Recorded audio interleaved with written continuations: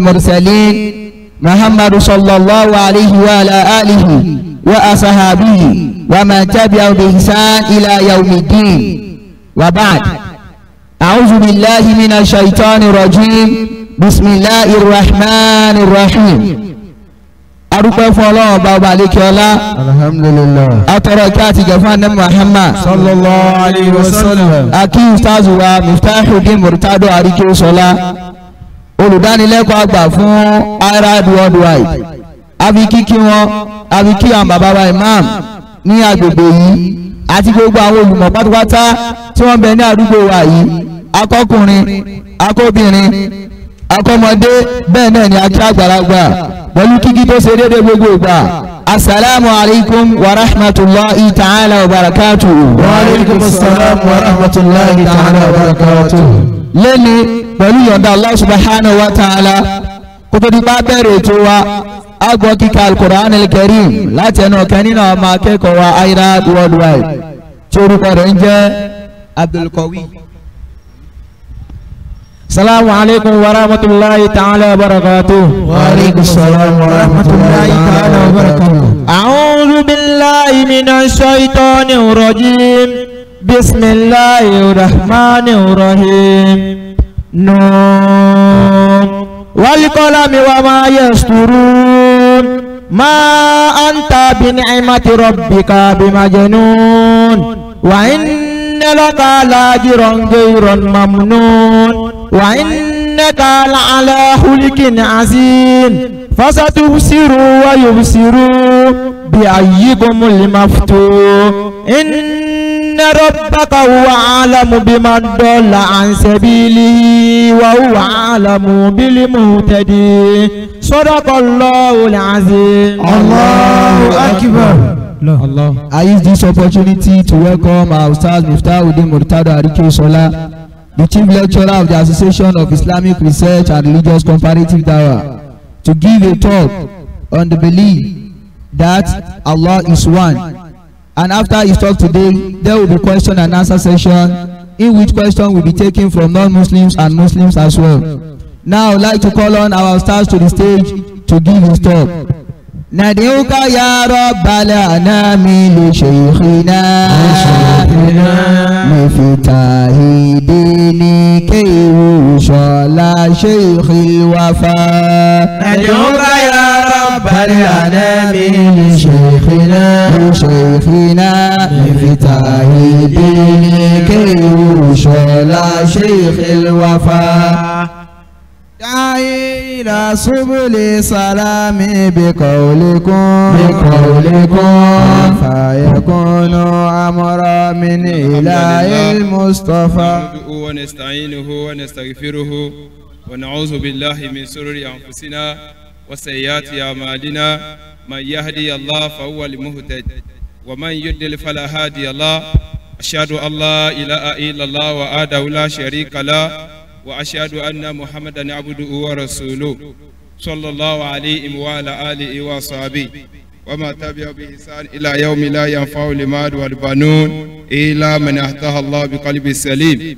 أما بعد أعوذ بالله من الشيطان الرجيم. بسم الله الرحمن الرحيم. إن الله ربي وربكم فاعبدون هذا صراط مستقيم. ربي اسرع لي صدري ويسر لي أمري واحلل عقدة من لسان يفقهوا قولي. mo kí wa lẹ́gẹ̀kẹ́ tí ó dáa jùlọ èyí tí ọlọ́run bá àlékè ọlá tó ní kí a máa fi kíra wa pàápàá jùlọ nínú Al-Qur'an al-Karim nínú Suratul Nisa chapter number 4 verse number 86, Suratul Nur chapter 24 verse 27 and verse number 61. Assalamu alaikum wa rahmatullahi ta'ala wa barakatuhu. Wa alaikum salam wa rahmatullahi ta'ala wa barakatuhu. Mo sì pé ìkẹ́ Ọlọ́run ọba kó máa bẹ lórí èmi àti ẹnì kọ̀ọ̀kan wa. Àmín. A dúpẹ́ f'Ọlọ́run ọba. Alhamdulillah. Ọba tó kádàrá pé kí iṣẹ́ wa ó kalẹ̀ sí àdúgbò wa lénìí. Ọba náà lọ́ba tí a dúpẹ́ fún. Alhamdulillah. Gẹ́gẹ́ bí ìṣe wa inú Suratul An'am Quran chapter number 6 verse 1, 2, 3 up to 4. Alhamdulillahi alladhi khalaqa as-samawati wal arda wa ja'ala dhulumati wan nur. ثم الذين كفروا بربهم يعدلون هو الذي خلقكم من طين ثم قضى أجلا وأجل مسمى عنده ثم أنتم تمترون وهو الله في السماوات وفي الأرض يعلم سركم وجهركم ويعلم ما تكسبون وما تأتيهم من آيات ربهم إلا كانوا أنيا معرضين فقد كذبوا بالحق لما جاءهم فسوف يأتيهم أنباء ما كانوا به يستهزئون. Surah Al-An'am chapter 6 verse number 1, 2, 3 up to 4. الحمد لله الذي خلق السماوات والأرض وجعل الظلمات والنور. Ọlọ́run ní alhamdulillahi alladhi khalaqa as-samawati wal ard. Ìbùkún ọpẹ́ ni fún Ọlọ́run ọba wa, ọba oníná, ọba tó pilẹ̀ dá àwọn sánmà tí èmi àti yín wà lábẹ́. Allah, ọba yìí náà lọ́ba tó dá ilẹ̀ tèmi àti yín wà lórí ẹ̀. Ọba òní òun náà là ń pè ní Allah ẹ̀hẹ́n. وجعل الظلمات والنور. Ọlọ́run ọba yẹn ni waja'ala adh-dhulumati wan-nur. Ọlọ́run ọba yẹn ló ṣe òkùnkùn àti ìmọ́lẹ̀ tí èmi àti yín lò. Ó fún wa ní òru tá à ń fi ń sùn, ó fún wa ní ọ̀sán tá à ń fi ń ríran. Allahu Akbar.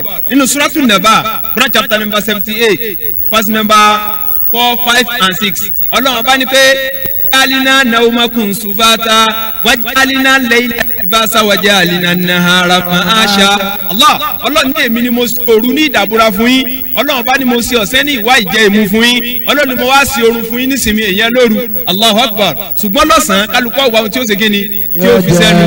Ọlọ́run ọba wa yẹn òun là ń pè ní Allah ẹ̀hẹ́n. thumma alladhina kafaru bi rabbihim ya'dilun. Ọlọ́run thumma alladhina kafaru bi rabbihim ya'dilun.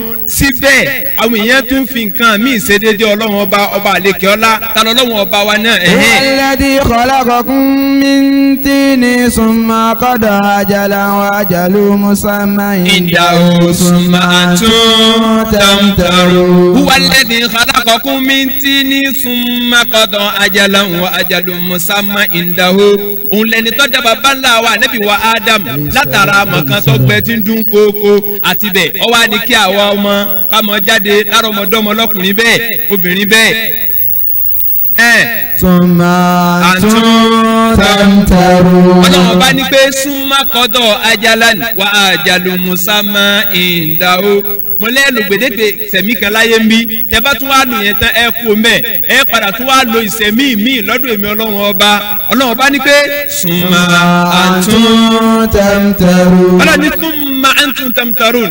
Ọlọ́run lẹ́yìn wá gbà náà yẹn ọmọ èèyàn ẹ sì tún ṣe méjì ní pé èmi Ọlọ́run ọba Allah tó fún yín lẹ́mí ọba tí ó mú yín kó mẹ́ ẹ mọ̀ ìyá mi nínú ẹ̀sìn wa eléyìí ní pàtàkì oore tí Ọlọ́run ọba ṣe fún wa ó ṣe wá ní mùsùlùmí nítorí pé Ọlọ́run ọba Allah subhanahu wa ta'ala ó sọ fún wa inú Suratu Shu'ara chapter number 26 verse number 88 up to 89 Ọlọ́run ọba ní yawma la yanfa'u al-malu wal-banun illa man ataha Allahu bi qalbin salim. Ọjọ́ tí owó ọmọ àti dúkìá kò ní ṣiṣẹ́ nínú sẹ̀mí ayé anybody mọ́ àyàfi ẹni ó bá gbé ọkàn la ilaha illallah Muhammadu Rasulullah ẹni ó bá gbọ́kàn Islam dọ́dún èmi Ọlọ́run ọba nìkan ni ó sọ̀rọ̀ ìrẹ́ lọ́jọ́ náà. ẹ mọ̀ ìyá mi nínú ẹ̀sìn wa tá a bá gbàgbé tọ́píìkì wa tá a ṣiṣẹ́ lórí ẹ̀ lẹ́nìí lọ́la lọ́tùnla àti láàyè wa ń bí òun náà ní Allah rules ìyẹn òfin ọba Allah subhanahu wa ta'ala lórí àwọn èèyàn. What is the meaning of an English word rules? Kí ni definition rules nínú èdè òyìnbó? Al-iman lọ́dọ̀ àwọn Lárúbáwá kí ni wọ́n tá à ń pè bẹ́ẹ̀? Kí ni wọ́n tá à ń pè ní al-Islam lọ́dọ̀ àwọn elédè lọ́dọ̀ àwọn Lárúbáwá? tó di moment tẹ́lómi bá ti gbọ́ wọ́ọ̀dù Islam ó ti ń tíkì badly. Màá gbé no Ọlọ́run ní jẹ́mi ó ṣe Islam láyé mi o. What is the meaning and Arabic word al-Islam? Ìtumọ̀ definition Islam òun náà ní peace. Tẹ́ bá translate ẹ̀ sódò ìbọn máa fún yín ní peace. Now that means pé táwọn sọ pé Islam is the only religion. That means pé àwọn sọ fún pé Islam nìkan ni àlàáfíà. Àlàáfíà nìkan náà lọ́nà. Gbogbo alamọ̀ pé alikalimati wàdí duha ọ̀rọ̀ àti ìdàkejì rẹ̀ ìyẹn mọ̀ bẹ́ẹ̀ word and opposite ọ̀rọ̀ àti ìdàkejì rẹ̀ opposite peace òun náà ní kí ni bad yes or no nǹkan burúkú òun náà ló ń ṣe kí ni that is why tó jásí pé gbogbo àwọn yóò tẹ́lẹ̀ rí tí wọ́n lè pera wọn lẹ́sìn kì í ṣẹ̀sìn mọ́ torí pé a ti rí ẹyọ kan tí Allah subhanahu wa ta'ala fúnra ẹ̀ lọ́sọ̀ọ́ ló kọ but ká lè gba understand the topic wa dáadáa definition tá à ń pè ní rules Allah subhanahu wa ta'ala òun náà ní al-Islam mọ́jẹ̀mú ọlọ́run ṣé wàá rí tó jẹ́ mọ́jẹ̀mú ọlọ́run ọba yìí ọlọ́run bá divide ẹ̀ sọ́nà méjì ọlọ́run divide ẹ̀ sọ́nà mélòó ọ̀nà méjì alákọ̀ọ́kọ́ a máa pè ní al-Islam ẹlẹ́ẹ̀kejì a máa pè ní al-Iman ẹ̀dìrí al-Iman àti al-Islam they are different ẹ̀dìrí al-farqu bayna al-Islam wal-Iman ìyàtọ̀ tó wà láàrin pé mùsùlùmí Islam tó wà láàrin wọ́ọ̀dù Islam àti Iman so ẹ̀dá àkọ́kọ́ analyze ẹ̀ anabi wa Muhammad sallallahu alayhi wa sallam òun ni ó sọ̀rọ̀ yìí fún wa kó lè bá a yé wa síwájú lọ́dọ̀ àfa wa Muslim hadith number 8 book of Iman ọgbọ̀ọ̀rọ̀ Iman babul Iman ọgbọ̀ọ̀rọ̀ Iman hadith ẹlẹ́ẹ̀kẹjọ ní book A hadith ẹlẹ́ẹ̀kẹjọ ní book E ó wà níbẹ̀ náà ó tún wà lọ́dọ̀ àfa Muslim at the same time hadith number 10 lọ́dọ̀ àfa Muslim so taraba mú hadith mẹ́tẹ̀ẹ̀ta yẹn wá kọ́kọ́ mú alákọ̀ọ́kọ́ yẹn wá fún mi hadith number 8A حدثنا أبي عمر بن خطاب عمر بن خطاب òun ló mú hadith yìí wá fún wa قال بينما نحن عند رسول الله صلى الله عليه وسلم ذات يوم so a fẹ́ ṣàlàyé pé ìyàtọ̀ tó wà láàrin ká sọ pé Islam àti al-Iman ká sì tún máa kó quotation lé lórí ẹ̀ kó lè bá yé wa dáadáa ó ní ní ọjọ́ kan àwọn wà pẹ̀lú Ànábì Muhammad sallallahu alaihi wasallam اطلع علينا رجل arákùnrin kankan yọ sí wa ni شديد بياض الثياب ó ní irun orí rẹ̀ ó dúdú gan kirikiri ni شديد سواد الشعر aṣọ rẹ̀ wà funfun gbòò لا يرى عليه أثر سفر la yura alayhi asara shafar àti ẹ̀rí àpẹẹrẹ pé ẹni yóò arìnrìn àjò kan ní sàdédé la kẹ̀rí tó ṣe kí ni tọ́yọ sí wa irun orí ẹ̀ ó dúdú ara rẹ̀ aṣọ tọwọ́ ó funfun kínníkínní kò sì sí orí pa pé arìnrìn àjò kan ní tábẹ̀ sọ pé ẹ wò dọ̀tí lára ẹ wò rí ẹ bó ṣe dọ̀tí ẹ wá sọ rẹ̀ bó ṣe dọ̀tí àárí orí pa ìrìn àjò kankan lára ẹ̀ ولا يعرفه منا أحد ó ní kò dẹ̀ sẹ́ni kankan nínú gbogbo wa tó ṣe kí ni tọ́ da mọ̀ rárá bọ́tẹ̀ ẹ̀sẹ̀ lè wú ọmọ àmẹ́ni náà حتى جلس إلى النبي صلى الله عليه وسلم títí tẹ́ni náà fi jókòó lẹ́gbẹ̀ẹ́ Ànábì wa Muhammad sallallahu alayhi wa sallam فأسند ركبتيه إلى ركبتيه ó wá fi eruku rẹ̀ ó fi kó ta Ànábì wa Muhammad sallallahu alayhi wa sallam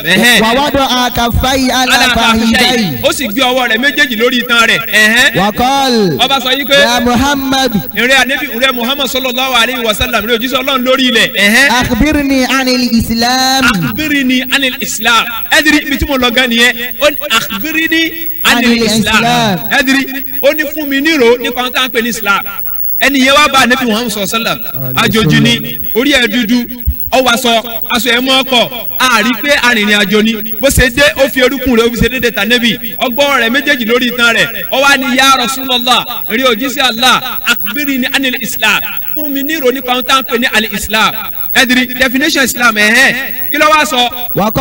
وقال Ànábì sallam wá sọ yìí pé الإسلام al-Islam ohun tá à ń pè ní Islam o. أن تشهد أن لا إله إلا الله ohun tá à ń pè ní Islam òun náà ni an tashhada an la ilaha illallah kéèyàn jẹ́rìí pé kéèyàn testify pé there is no God worthy of worship except Allah subhanahu wa ta'ala kò sẹ́lòmíì tó lẹ́tọ̀ọ́ láti jọ́sìn fún lẹ́yìn Allah àkọ́kọ́ nìyẹn kéèyàn testify pé lẹ́yìn Ọlọ́run ọba kò sẹ́lòmíì mọ́ wà ní Muhammad rasulullah kéèyàn sì testify pé Ànábì Muhammad sallallahu alaihi wasallam òjíṣẹ́ Ọlọ́run ọba ní alákọ̀ọ́kọ́ nìyẹn wàtúkìmá sọlá. ọlẹ́lẹ́ẹ̀kejì táàfin pèyàn ní Islam wọ́ọ̀dù Islam nìyẹn o òun náà ni wàtúkìmù sọlá kéèyàn máa gbé àwọn irun rẹ̀ dúró látòrí irun àṣùbà tí tó parí sérí irun ìṣáì magrubi ìṣáì gbogbo àwọn wákàtí márùn tọ́lọ̀ sí lọ́rùn yẹn fún wa kéèyàn máa gbé dúró ọ̀kan nínú Islam náà tún nìyẹn náà wàtútíyà zakat kéèyàn mọ musaka yíyọ jáde ìyẹn lẹ́ẹ̀kan lọ́dún 2.5% nínú tí Ọlọ́run bá fún yàn góòdì ní àbówó àbí nínú dúkìá mi.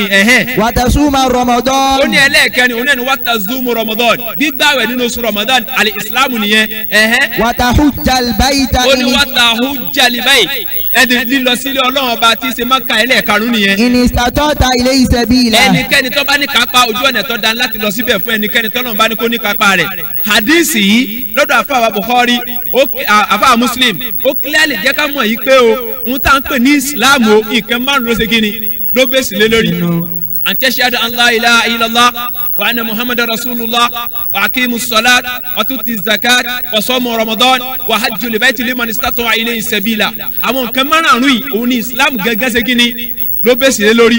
náà ọ̀rọ̀ wa ti pin ẹ̀yàn ọmọ ìyá mi kọ́rọ̀ yìí ó lè clarify lẹ́mi wa dáadáa kó sì lè hẹ̀ sí wa ẹnìyẹn bá tún tẹ̀síwájú kí ló wá sọ ọwọ́ kí ló wá sọ fún anabi sọdáktà ọwọ́ sọ pé sọdáktà ìrẹ́ Muhammad òótọ́ ọ̀rọ̀ lọ sọ ipe Islam o nǹkan márùn ló bẹ́ẹ̀ sọdáktà òótọ́ ló sọ kọ́l ọba sọ yìí pé fàájìbná làwù yas'aluhu wa yusaddiquhu.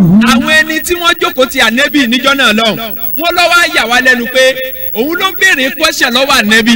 wa yusaddiquhu. ànẹ́bì tún wá fún un lésì tán ó tún wà ń pè ànẹ́bì òótọ́ ọ̀rọ̀ lọ sọ tàbí bísí pé ẹni yẹn ti mọ nǹkan tẹ́lẹ̀ wọ́n ní wàjibuna lahu ó ń yà wá lẹ́nu.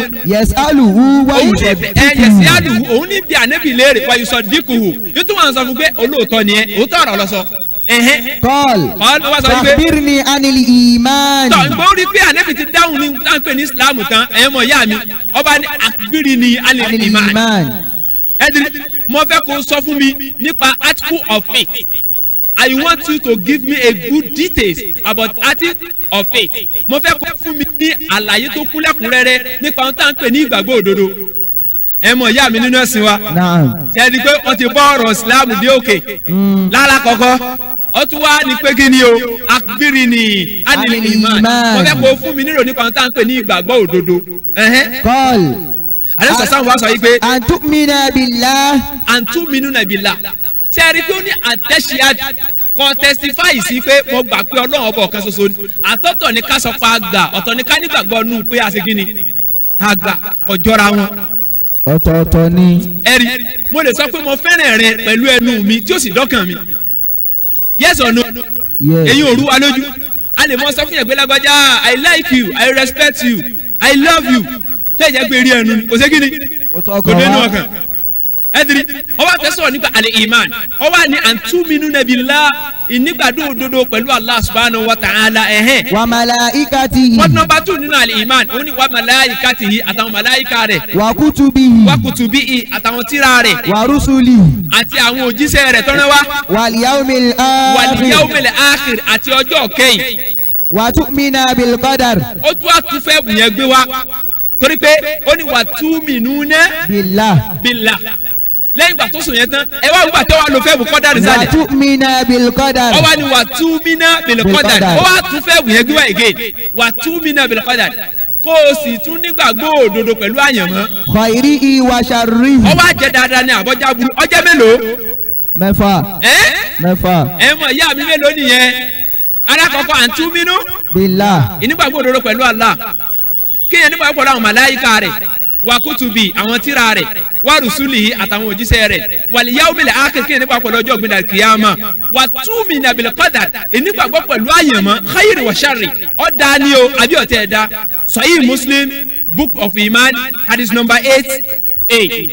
náà kọ́nà yẹn wá lè clarify dáadáa ẹ̀ ń pé púpọ̀ wa wọ́n ń sọ fún wa pé al-iman yanqasimu ila 6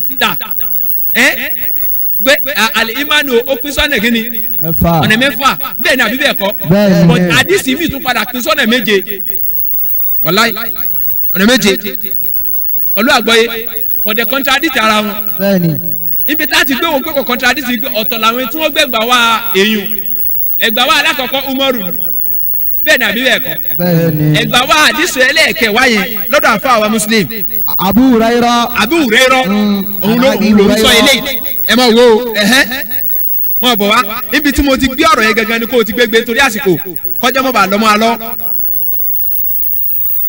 Abu Hurairah òun lòún gba eléyìí wá ṣùgbọ́n afẹ́káwo yẹ article of faith tó wà ségin tó wà nú ẹ̀ ká tó bẹ̀ẹ̀ sí ní analyse ẹ̀ lọ́kọ̀ọ̀kan. Ya Rasulallah. arákùnrin yìí náà lọ́wọ́ bá anabi Muhammad ìyẹn ẹni tá a wá bá níparí àdìsí nọ́mbà 8 a lò tán yẹn wọ́n padà dáhùn sọ pé nígbà tó kọ́ wọn lẹ́kọ̀ọ́ tán ó bẹ àkùbírí ní anil insan àkùbírí ní anil kìíní kan yawmal qiyamah wọn tó jẹ kálí kìámà òde nígbà tó sọ ó gbé yẹn tán ibẹ̀ kọ́ ni mò ń lọ ó wá padà sọ fún jẹ́ mẹni tí ń kọ́ yín lẹ́kọ̀ọ́ wọ́n bá láwọn ọmọ o Allah wa rasulu alam Allah tó jíṣẹ́ rẹ̀ lọ́mọ ẹni náà jùlọ anabi sọ̀sálàmù wa ni pé màlẹ́kà Jibril ni ẹ atakum yuallimukum dinakum ó wá láti wá kọ́ yín lẹ́sìn yín ẹdiri ó padà fara hàn tẹ́lẹ̀ yìí náà padà máa tó máa wà nínú episode tó wà níwájú wa báwọn màlẹ́kà ṣe máa ń yíra po tí ò sí iyèméjì mẹ́ tí wọ́n ṣe máa ń gbé àwọ̀ àwọ̀ èèyàn kò sí iyèméjì mẹ́ á padà sọ ọ̀rọ̀ lórí ẹ̀sùn pọ́nkẹ́sẹ̀ ni pẹ̀lú yọ̀ǹda Ọlọ́run náà á rí i pé átíkù márùn-ún wọ́n fàyọ̀ mẹ́ mẹ́fà ni wọ́n fàyọ̀ mẹ́ yẹn ṣùgbọ́n lọ́dọ̀ àfa Muslim kẹ́yìn náà ní book of Iman àdìsí ẹlẹ́ẹ̀kẹwàá. An Abi Hurairah. ó ní Abu Hurairah ló gbélé ìwà ẹ̀hẹ́n. Ja'a rajulun. ó ní arákùnrin kan. Fajalasa inda rukubatayhi. ó dé sọ́dọ̀ ànẹ́bì ó wá jókòó ti ànẹ́bì. Faqal. ó sì sọ yìí pé. Ya Rasulallah. nínú òjíṣẹ́ Allah. Mal Islam. kí la ń pè ní Islam. Qal. àní sọ̀sán sọ pé. La tushriku billahi shay'an. mo tá ń pè ní Islam náà pé la tushriku billahi shay'an. kéèyàn mọ̀ mọ̀rọ̀gún pẹ̀lú Ọlọ́run ọba minal aqwal wal a'mal láti bí ọ̀rọ̀ ní sísọ ni o tàbí iṣẹ́ ní ṣíṣe ẹdiri kéèyàn mọ̀ mọ̀rọ̀gún pẹ̀lú Ọlọ́run ọba wọ́n tẹ̀ ẹ̀sẹ̀ lè wú ọmọ. shay'an torí shay'an ló ló ń bẹ̀ yẹn. báyìí. bọ́tẹ̀ ẹ̀sìn lè wo ọmọ wọ́n fi orogún pẹ̀lú rẹ̀ níbi ọ̀rọ̀ ní sísọ ni o àbí níbi ìjọsìn wọ́n sì nǹkan mi àkọ́kọ́ nìyẹn. wàtúkìmù sọlá. wàtúkìmù sọlá agbẹrun rẹ dúró. wàtútì zaka. wàtútì zaka yíyọ saka. wàtàsúmù Ramadan. bíbáwẹ̀ ní oṣù Ramadan. kọ́l. ọba sọ yìí pé. sọdáktà. òótọ́ ló sọ. kọ́l. ya Rasulallahi. eré òjíṣẹ́ Allah. mal iman. sẹ ibi tí ń lọ gan mal iman ọba tún bẹ́ẹ̀ lọ́wọ́ ànẹ́bí kí ni wọ́n tá ń pè ní ìgbàgbọ́ òdodo rí. kọ́l. àníṣọ sáà ń bá sọ wípé. àtúmínà billahi. ìnígbàgbọ́ òdodo pẹ̀lú Allah ẹ kó di méní. wa malaikatihi. wa malaikatihi àti màláìka rẹ̀ ó di méjì. wa kitabihi. wa kitabihi àti tírà rẹ̀ ó di mẹ́ta. wa liqaihi. wa liqaihi. wa liqaihi àti ọjọ́ tó bá pàdé gangan ó di mélòó ó di mẹ́rin. wàrúsùlìhì. wàrúsùlìhì àti àwọn òjíṣẹ́ rẹ̀ ó di mélòó ó di márùn-ún. wàtúmínà bilbaas. wàtúmínà bilbaas nígbàgbọ́ òdodo pẹ̀lú pé wọ́n gbé ọ dìde. wàtúmínà bilkọ́dárì kùlìhì. wàtúmínà bilkọ́dárì khayri kùlìhì. kùlìhì wàtúmínà bilkọ́dárì kùlìhì kí o sì nígbàgbọ́ òdodo pẹ̀lú gbogbo tá à ń pè ní kádàrà ó di méje 7 points iman ńlọ wà nínú hadith lọ́dọ̀ àfáà Muslim hadith number 10 ní book of iman babul iman wàláì 7 article of faith ńlọ wà mẹ́ méje ọ̀tọ̀ọ̀tọ̀ náà tẹ bá analyse gbogbo ẹ̀ lọ́kọ̀ọ̀kan wàhálà ó sì lẹ́fídẹ́ǹsì sẹ́yìn pé mẹ́fà òun là ń sábà máa pè ipe mẹ́fà ní ìgbàgbọ́ pín sí hadith pín sọ́nà méje gbogbo ẹ̀ náà ló sì lẹ́rìí ṣùgbọ́n èyí tó fi wà ń bẹ́ òun náà nílé kọ́ Quran then testify sí wọ́ọ̀dù tọ́jọ́ bẹ́ẹ̀ inú suratu Yunus Quran chapter 10 verse number 7 ọlọ́run ní innal ladhina la yarjuna liqa'ana wa raddu bil ayati dunya wa timuhannu biha wal ladhina hum an ayatina ghafilun ulaika ma'wahumun naru bima kanu yaksibun ọlọ́run ní innal ladhina la yarjuna liqa'ana dájúdájú àwọn tí wọn ò nírètí tí wọn ò ní rankan pé àwọn ọba àwọn ọlọ́run ọba pàdé níjọ́ kan wàràdù bílẹ̀ ayati dunya. wàràdù bílẹ̀ ayati dunya wọ́n yọ́nú sílé ayé wọ́n fọkàn balẹ̀ sílé ayé wọ́n fọkàn balẹ̀ sí àní ayatina ghafilun. dájú àwọn wọ̀nyẹn o àní ayatina ghafilun wọ́n ti ya òpònú nípa tí àwọn náà bá ní kó wá sí láyé wọ́n ti gbàgbéra wọ́ọ̀dù lè kọ́ tó wà nínú hadith yẹn lọ́dọ̀ àwọn Muslim hadith number 10 book of iman ó tún wà nínú suratu Yunus chapter 10 verse number 7 ìpè àwọn tí wọn ní òrùka àwọn ọba ọlọ́run ọba pàdé ayé nìkan ni wọ́n jókòó sí.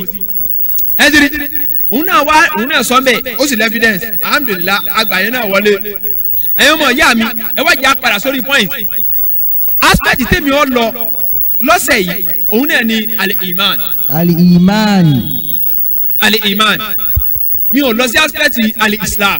bẹ́ẹ̀ni. al-iman sẹ́rí al-iman ẹ̀rí kọ́kọ́kọ́ gbọ́ pé àtúmínà billah.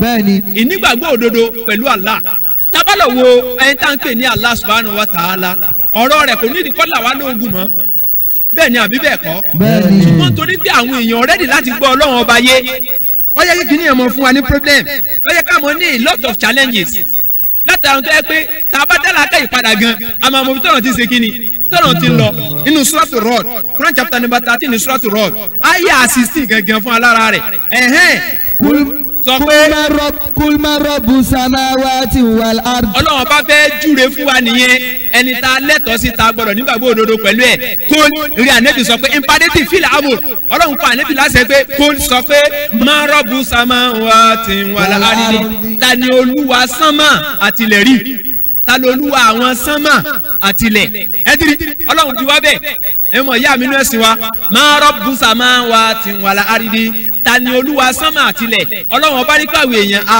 lè fèsì kúl wọ́n náà ni o ti sọ pé Allahu ọlọ́run ọba ni ẹ̀dìrí kulillahu sọ pé Allah ni kul afatakhastu min duni awliya. kul sọ pé afatakhastu min duni awliya ṣé ẹ tún fẹ́ mú ẹlòmíì láfẹ̀yìntì ni ẹ fẹ́ fi ara ti ẹlòmíì lẹ́yìn ọlọ́run ọba yẹn ni ìbéèrè ńlá question ni o sọ pé ta lọ lọ́wọ́ ọba àwọn sánmà àtìlẹ̀ rí ànẹ́bì ọmọ ẹ̀dẹ́ ènìyàn ò lè fòsì nítorí pé kò yé ayé nígbà náà kulilahu wọn náà ni o tún sọ fún ọ pé Allah ni kul tún sọ pé abatakita mi dùn ní àwòlíyá ṣe ẹ tún fẹ́ mú ẹlòmíì ní aláfẹ̀yìntì ni lẹ́yìn Allah.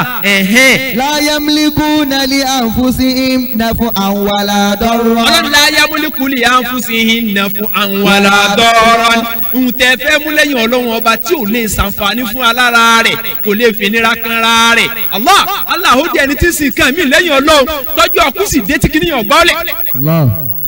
ta ló fẹ́ kú kọ́ nẹ́wọ́ ta ló fẹ́ kú nẹ́wọ́ ẹ káàrí ọgbẹ́ èmi ṣe tán I'm ready to die raise your hand please can you see kò sí kò tó dẹ́dẹ́ àti ṣe kí ni àti kú Allah àṣẹ fèkì ni gbogbo táwọn èèyàn ń sìn tí kú ṣe tẹ́tọ́ fẹ́ gbé wọn lọ bá a ṣe kórìíra tó bá a ṣe kórìíra kú tó tí ó sì lè ṣe kí ni tí ò lè gbà wọ́n lè.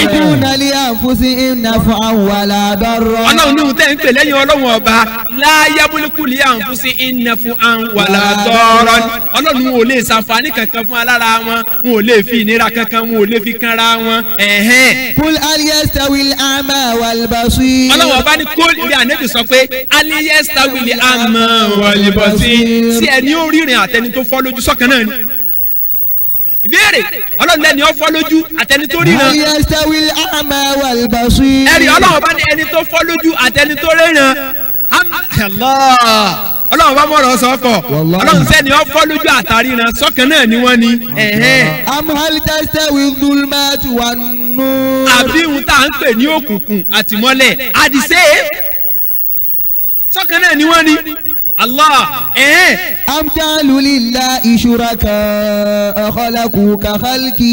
ọlọ́run bá ní pé abẹ́ fẹ́ fi Allah ẹ̀fẹ́ fi ṣe déédéé ẹ̀dá rẹ̀ tí ń fọwọ́ ara rẹ̀ dá ni kàkàlíkì fatasaba al-khalqu alayhim. kí ẹ̀dá rẹ̀ ó tún wá jọ débi tó yẹ kí ẹ̀dá yẹn ló tún wá borí rẹ̀ ọlọ́run sì kí ọmọ sí lọ́pọlọ ọlọ́run bá ń ṣe ẹfẹ́ fi ẹ̀dá ẹfẹ́ fi ṣe déédéé adẹ́dá ni kẹtù wá sọ pé ẹ̀dá yẹn gan kẹtù wá sọ pé ẹ̀dá yẹn gan tún wá supreme kẹtù sọ pé ẹ̀dá yẹn tún wá supreme jọlọ tó tún ṣe kí ni tó tún wá da Allahu Akbar ọlọ́run má jẹ́ kí nǹkan ó ṣèyàn o gbogbo wa tó ń lọ ń bọgi tó ń bọ́ ọ̀pẹ̀ ò ríran ni ọ̀la ò wá ní òkun o ó sì ń sùn lọ́kọ̀rọ̀ ǹjọ́ tají o gbogbo wa tó pe ìyẹn ẹgbẹ́ rẹ lóluwa tó pe lọ́lọ́run nǹkan tó ṣe ọ́ lò mọ́ ọkàn rẹ ti lu òní ṣètọ́ni ti kó ẹrù gbáyà rẹ ló fà á tí ọ̀bọ wá sí bẹ́ẹ̀ ọlọ́run bá ní pé ṣe ẹ fẹ́ fi ẹ̀dá ẹ fẹ́ fi ṣe déédéé adẹ́dá ni kẹ wá sọ pé ẹ̀dá tó dá yẹn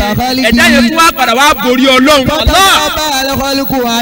fàtàsá bá alẹ́ kálíkù alẹ́ ká wá sọ pé ẹ̀dá yẹn padà tún wá jọ ọlọ́run ọba tó dáa kò sí taniọ́ ibi tá a wà yé àyè kan tí ó Allah nkẹ́ sí ọmọ èèyàn wàláì ẹ mọ ìyá mi ẹ̀dẹ́gbọ̀n tí kálukú fura síra rẹ̀ o gbogbo tẹ̀ máa fi múrogún pẹ̀lú ọlọ́run ọba ọlọ́run ni ẹ fi lẹ̀ gbogbo ẹni ọba fẹ́ bí mi ọlọ́run ọba rẹ̀ kó tètè múra sí bí ó ṣe bá mi rẹ̀ ẹ gbọ́ mọ́ múrogún pẹ̀lú ọlọ́run minal aqwali wal ahmal níbi ọ̀rọ̀ ní sísọ ní tàbí bí ṣe mọ́ fi sí ọwọ́ rẹ̀ mọ́ fi múrogún pẹ̀lú ọlọ́run ọ̀rọ̀ ẹnu rẹ̀ mọ́ sọ̀rọ̀ bú jáde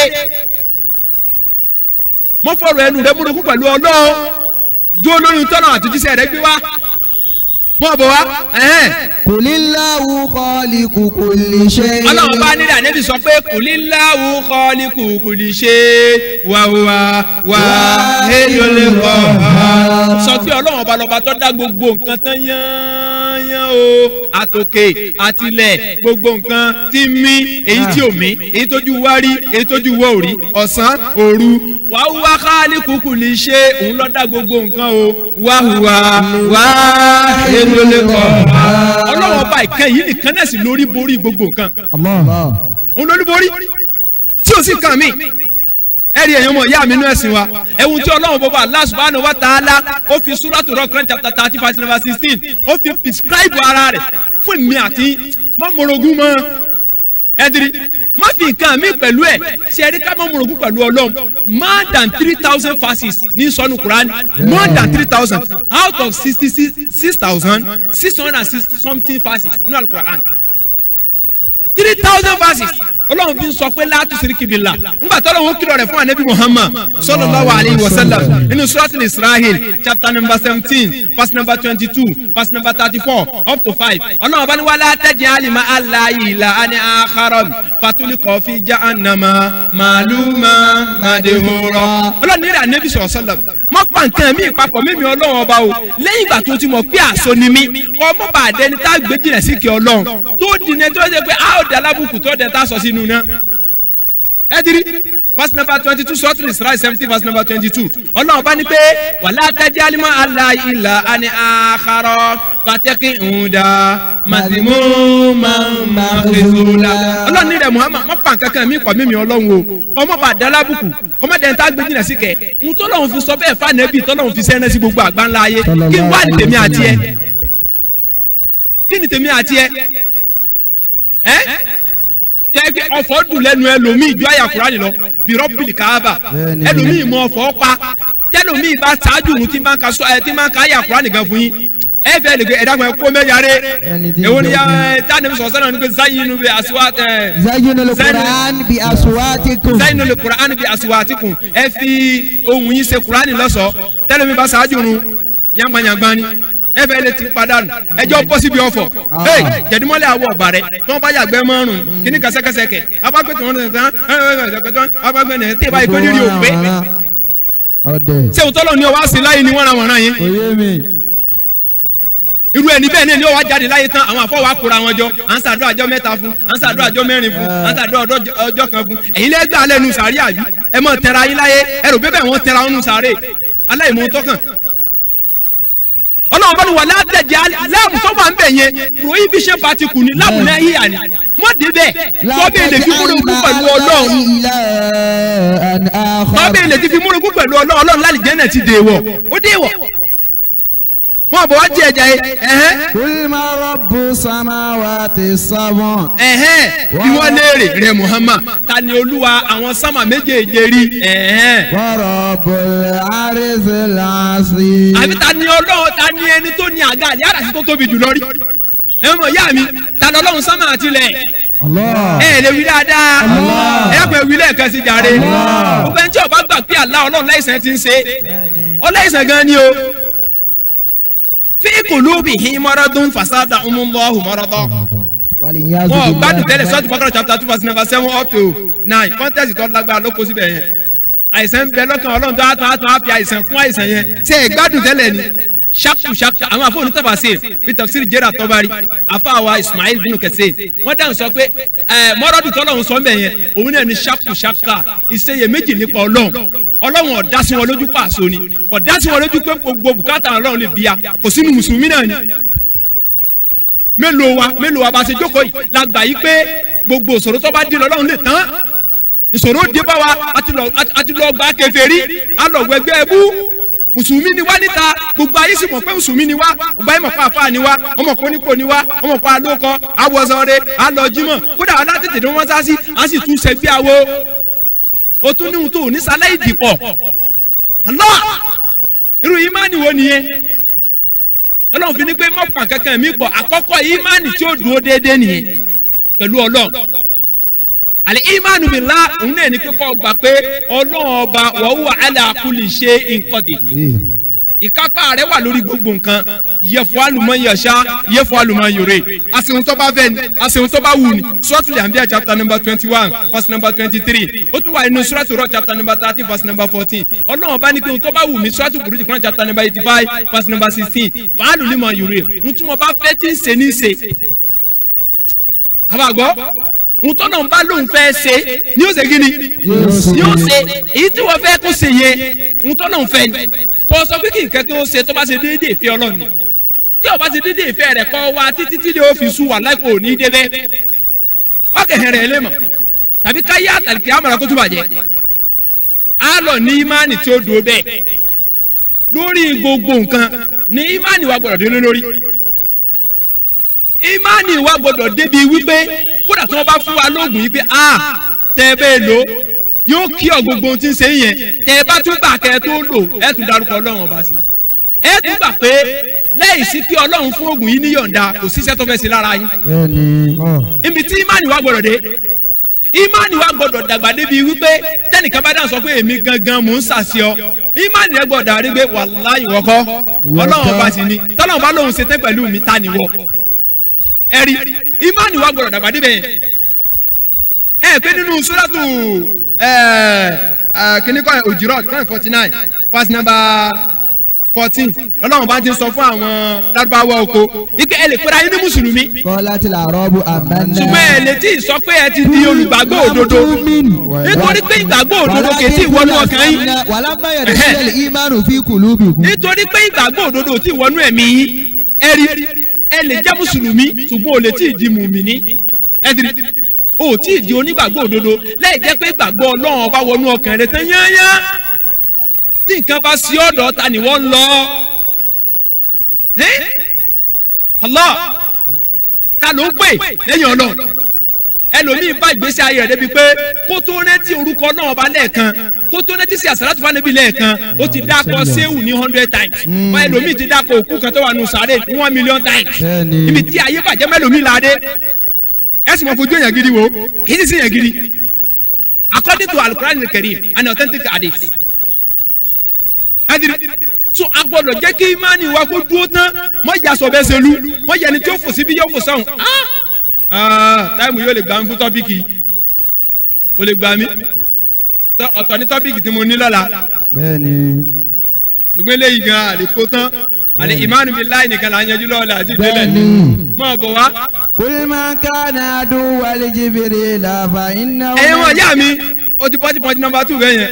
bẹ́ẹ̀ni ẹ̀yin mọ̀ yá mi ẹ dákun ẹja lọ tún ìmánì wá sí. antumina billahi. ẹja nígbàgbọ́ òdodo pẹ̀lú Ọlọ́run bọba àlekè ọlá. naam. káàmọ̀ fóun lọ fẹ́ràn wa Ọlọ́run fẹ́ràn wa o wàláyé Ọlọ́run fẹ́ràn wa Suratul Isra chapter number 17 verse number 70 Ọlọ́run wà laqad karramna bani Adam wa hammalnahum fil barri wal bahri wa razaqnahum minat tayyibati wa faddalnahum ala kathirin mimma khalaqna tafdila. ẹ bọ́dọ̀ ṣe sọ̀rọ̀ Ọlọ́run bá ní pé wa laqad karramna bani Adam gbogbo ọmọ Adam pátá Ọlọ́run mọ̀ kàn wọlé ọ̀pọ̀ alẹ́ débi pé àwọn màláíkà tún ṣiṣẹ́ sí wa látọ̀dọ̀ náà. bẹ́ẹ̀ni. àwọn màláíkà tún torí wá sọ̀kalẹ̀ láti ojú ọ̀run wá sórí ilẹ̀. nítorí tiwa lọ́lọ́run fi ń yọ oòrùn torí tiwa lọ́lọ́run fi ń mú òru wá kálí bá àríbi sùn. ẹ wo àwọn other planets ni sóòrù àtọ̀sẹ́ wà mẹ́ẹ̀ ni. sáwọn planet yòókù sáwọn oníri ṣé Júpítà lọ́sàn-án sólóru. Allah àti bẹ́ẹ̀ bẹ́ẹ̀ lọ ṣùgbọ́n torí tiwa ẹ̀bù ṣe kẹwa gbogbo ẹ̀bù ṣe da àsìkò oòrùn àárí àsìkò ooru àárí àsìkò òtútù tátẹ́gùn ọmọ fẹ́ gbogbo ẹ̀ ní ọmọ wa jíjẹ wa nírọ̀rùn orí kìkì ọmọ hù jáde bàbá tún rómi mọ́ yóò tún mọ́ mi wá èwo nínú kẹrẹ̀ lábẹ́ pè ní rọ́rí fábí ayé Allahi rabbikuma tukazziban Suratu Rahman chapter 55 verse number 13 èwo nínú orí Ọlọ́run lẹ́fẹ́ pè ní lọ ẹ̀yin èèyàn àtàlìjàn. wa in ta'udu ni'matallahi la tuhsuha. ìdẹ̀rọ̀ Ọlọ́run tí wọ́n bá ní kí n mọ sọ fún yín èèyàn mọ̀ yá mi àlè kàtán ayé mi táàbìjọ láyé gbóǹdẹ̀rọ̀ Ọlọ́run àlè kàtán ṣé gbígbọ́ la fẹ́ sọ ni ṣé rírí la fẹ́ sọ ni ṣé sísọ la fẹ́ sọ ni ṣé rírò la fẹ́ sọ ni àbí ẹ̀wẹ́ ni olórí tí ọlọ́pọlọ tí ó fi ròní pépà ní sàkáàkiri ẹ̀wẹ́ ni olójú tí ò ríran ni kí ló dé kí ló ṣe fọ́lọ́run ẹ̀wẹ́ ni olétí tí ò fi gbọ́ ni kí ló ṣe fọ́lọ́run ẹ̀wẹ́ ni ọlẹ́sẹ̀ tí ò lè fi rìn tọ́lọ́ ni ọ kákò ẹni ọlọ́wọ́ tọ́lọ́ ni ọba ní kọ́ wọ́yìn ọ̀gbọ́dọ̀ ṣiṣẹ́ àtẹ̀ntọ́lọ̀ ń tẹ̀ ní gbogbo ẹ̀ pátá apanẹ́ rẹ̀ lára tiẹ̀ ọ̀gbọ́dọ̀ ṣiṣẹ́. wa fi kulli shay'in lahu ayatun. kò sí ní tí àmì ò sí ẹ̀yàn mọ̀ ìyá mi èmi àti ká try láti lọ pera wa sákìyèsí tó ga wọ́n kọjá ààyè rẹ̀ pẹ̀lú tọ́lọ́wọ́n bá rẹ̀ ń fẹ́ fún ẹ ọ̀yà mọ̀ pa pọ́tù nọ́mbà 2 àlùmọ̀láyìíká ọlọ́wọ́n bá ní ká nígbàgbọ́ òdodo pẹ̀lú àwọn màláyìíká rẹ̀ àwọn màláyìíká yìí ọ̀rọ̀ wọn pọ̀ nínú àlùkùránì rẹ̀ gẹ̀dẹ̀ ṣùgbọ́n màláyìíká tí kùránì mention fún wa àwọn méjì lórúkọ wọn hàn jù torúkọ wọn hàn jù tọ́lọ́wọ́n pààrà rẹ̀ dáadáa màláyìíká Jibrilu wà ń bẹ̀ Míkáílì wà ń bẹ̀ náà tọ́lọ́wọ́n pààrà òkọ wọn ọlọ́run sọ̀rọ̀ yìí ṣùgbọ́n kí ni tó ṣokùnfà rẹ̀ àwọn Júù níjọ́ kan wọ́n máa ń sọ ní gbangba Madina wípé àwọn tẹ ọ̀tá àwọn ni màlẹ́kà Jibril ṣùgbọ́n àwọn fẹ́ràn màlẹ́kà àwọn fẹ́ràn Mikael ẹ̀dìrí àwọn láìkì Mikael ṣùgbọ́n àwọn láìkì màlẹ́kà Jibril ọlọ́run wá sọ Suratu Baqara chapter 2 verse number 97 up to 98 ọlọ́run bá sọ̀ kalẹ̀. Kul man kana aduwwan li Jibril. ọlọ́run ní kul man kana aduwwan li Jibril talẹ́ni tí ọjà ọ̀tá màlẹ́kà Jibril.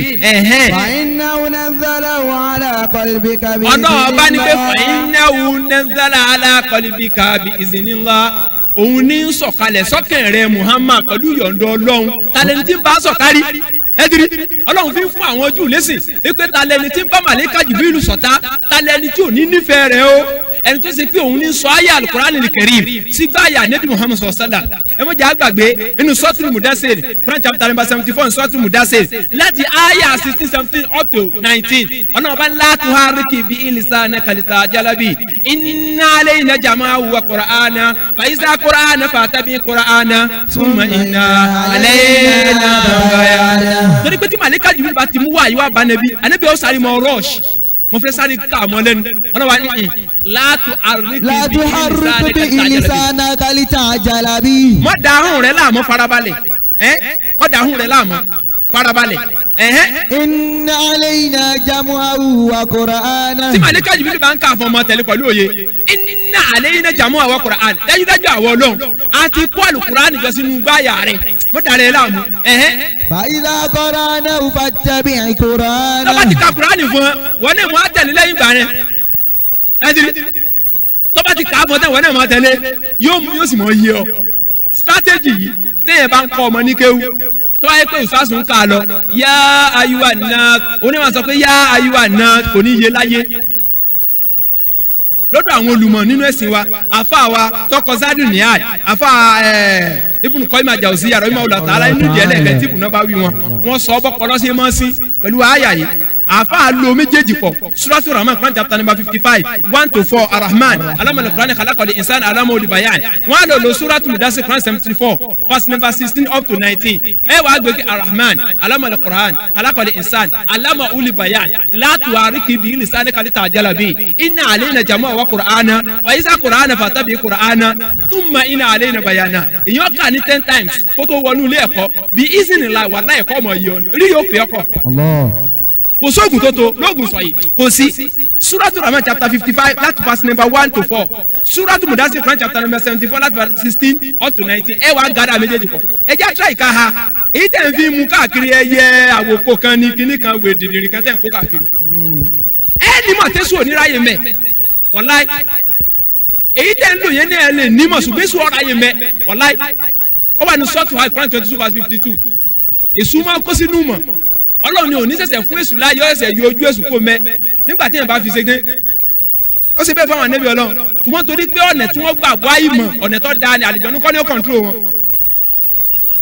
sọ yẹn mọ̀ ìyá mi ẹjẹ́ àtúrà láti mọ̀ ọ́ lò so Ọlọ́run bá ń sọ fún ànábì Muhammad sallam pé la tuharrik bihi lisanaka litajala bihi inna alayna jam'ahu wa qur'ana fa iza qur'ana fatabi qur'ana thumma inna alayna bayana Ọlọ́run ọba ó fi sẹ́rẹ́ màlẹ́kà Jibril lò pọ̀ Ọlọ́run wá ní ẹ má bá a sọ̀tá ẹni tọ́jọ́ ta màlẹ́kà Jibril ẹni tó ikú òun ní sọ wá àyíkalẹ̀ sí ọ̀kan ànábì Muhammad sallallahu alayhi wa sallam musaddiqan lima bayna yadayhi wa hudan wa ẹ̀dìrí Ọlọ́run ọba ní pé èyí tí ń jẹ́rìí gbé èyí tó ti ṣáájú nínú àwọn òwe tó ti kọ́kọ́ wá ẹ̀rí Ọlọ́run fọ̀rọ̀ yẹn fèsì àwọn Júù and Christian ipe anabi ń sọ̀tá yín màlíkà Jibril tí ń sìn wá kì í sọ̀tá ẹ̀yin yan torí pé òun ní mú wá yí wá bá bẹ́ẹ̀ náà sì ni anabi sallallahu alaihi wasallam ìwé tá à ń fún yẹn ń jẹ́rìí gbé èyí tó ti wà tẹ́lẹ̀tẹ́lẹ̀ ni kì í ṣe báyìí tẹ̀ ní là ń sọ o ẹ má rò pé báyìí tẹ̀ ní o ọ̀pọ̀lọpọ̀ àwọn olùmọ̀ gan láwọn olùmọ̀ nínú Islam ọ̀tẹ̀ tó lẹ̀ Yorùbá wa yìí èmi wọn sọ fẹ́ lómi tó bá gbẹ̀mí pé kí n fún un ní fásitì Bíbélì mo ní wọ́n lọ lò ó bí ọ̀rọ̀ o wọ́n sọ̀rọ̀ gidi kó lò ó gbé kèé ṣe ìwé o. ìwé kọ́. àwọn tí wọ́n ní gan mọ̀ pé kèé ṣe ìwé. ìwé taka ni. àwọn gan mọ̀ àbí nígbà táwọn gangan náà sọ pé the King James version had great defects. That these defects are so many and so serious has to call for revision. ẹ dẹ́kun kí ló tún kù wọ́n láyé. àwọn tó kọ̀wé gẹ́gẹ́ ni Christian scholars that are highest eminent backed by 50 complete Christian denominations. wọ́n dáhùn sọ pé there are 50,000 errors in the Bible 50,000 in the book of God. Astaghfirullah. Awake magazine September 1957 on the 8th wallahi headline wọn ẹ lọ wo UK America USA headline wọn Allahu Akbar àwọn Jehovah Witnesses wọ́n dáhùn sọ yìí pé Awake magazine 1957 September 8th wọ́n dáhùn sọ pé they have 50,000 errors in the Bible. Wallahi kese musulmi ló sọ̀rọ̀ yìí. ọ̀rọ̀ Olúwa. 50,000 in the book of God. How many verses are there? wàlẹ̀ yazu billah. verse mi ló wà bẹ́ẹ̀ láti 50,000. ṣùgbọ́n tí yóò bá ní lẹ́rọ̀jì nípa àwé yẹn yóò mọ kákùn kan gidi. Ọlọ́run bá wá ní pé musaddiqan lima bayna yadayhi. ohun tí màlíkà Jibrilu mú wá yẹn òun ní fi ìdí òdodo rinlẹ̀ èyí tó ti ṣáájú nínú àwọn òwe ta fún Musa èyí ta fún Isa èyí ta fún anabi wa Dahud tí wọ́n pè ní David tí wọ́n pè ní orin David kìí ṣe òun lélẹ́yìí o kìí ṣe book of Psalm o according to Christian scholars wọ́n ní the book of Psalm many authors. wọ́n ní many authors.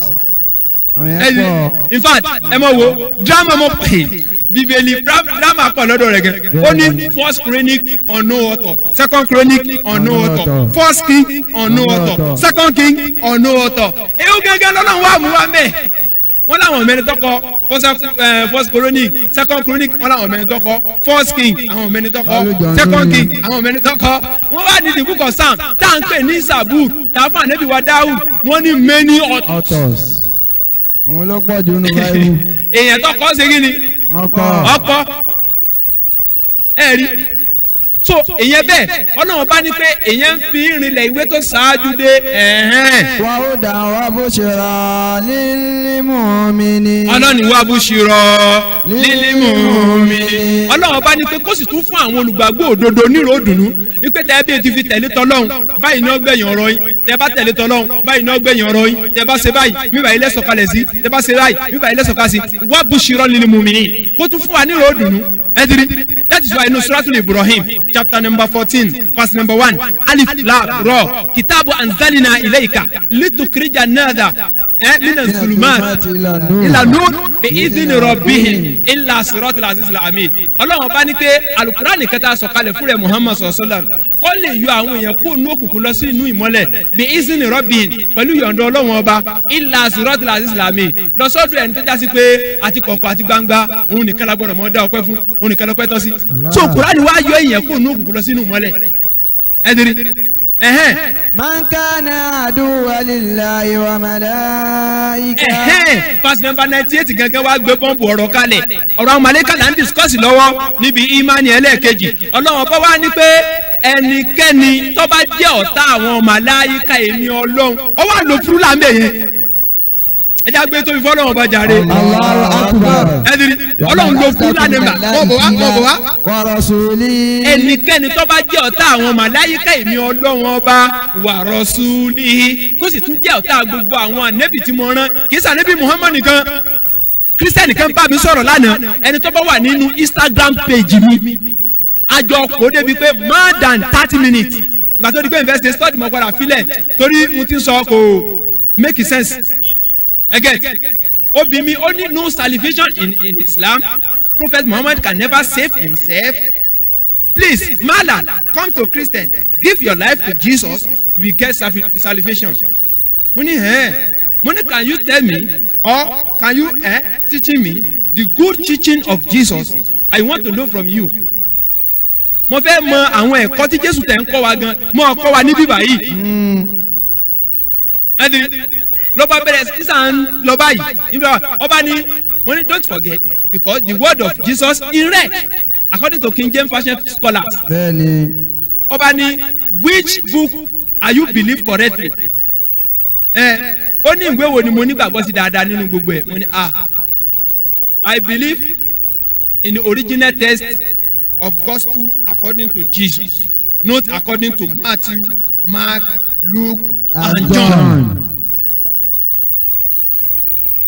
Obani, that means you don't believe in the Bible. When yes, I don't believe in the all red letter in the KJV.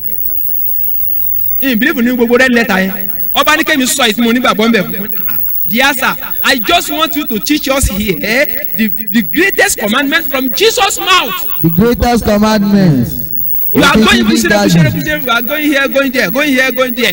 Just teaching us here the true teaching of Jesus. Ẹ ṣàlàyé fún wa ẹ̀kọ́ Jésù gẹ́gẹ́. Mo fọlọ́wọ́n ọba iṣẹ́ ọlọ́run mo ń jẹ́ lọ́wọ́ yìí. Mo fọlọ́wọ́n ọba mo jẹ lọ sọ́dọ̀ rẹ̀. Wàhálà kò rí kẹ̀kẹ́ wí.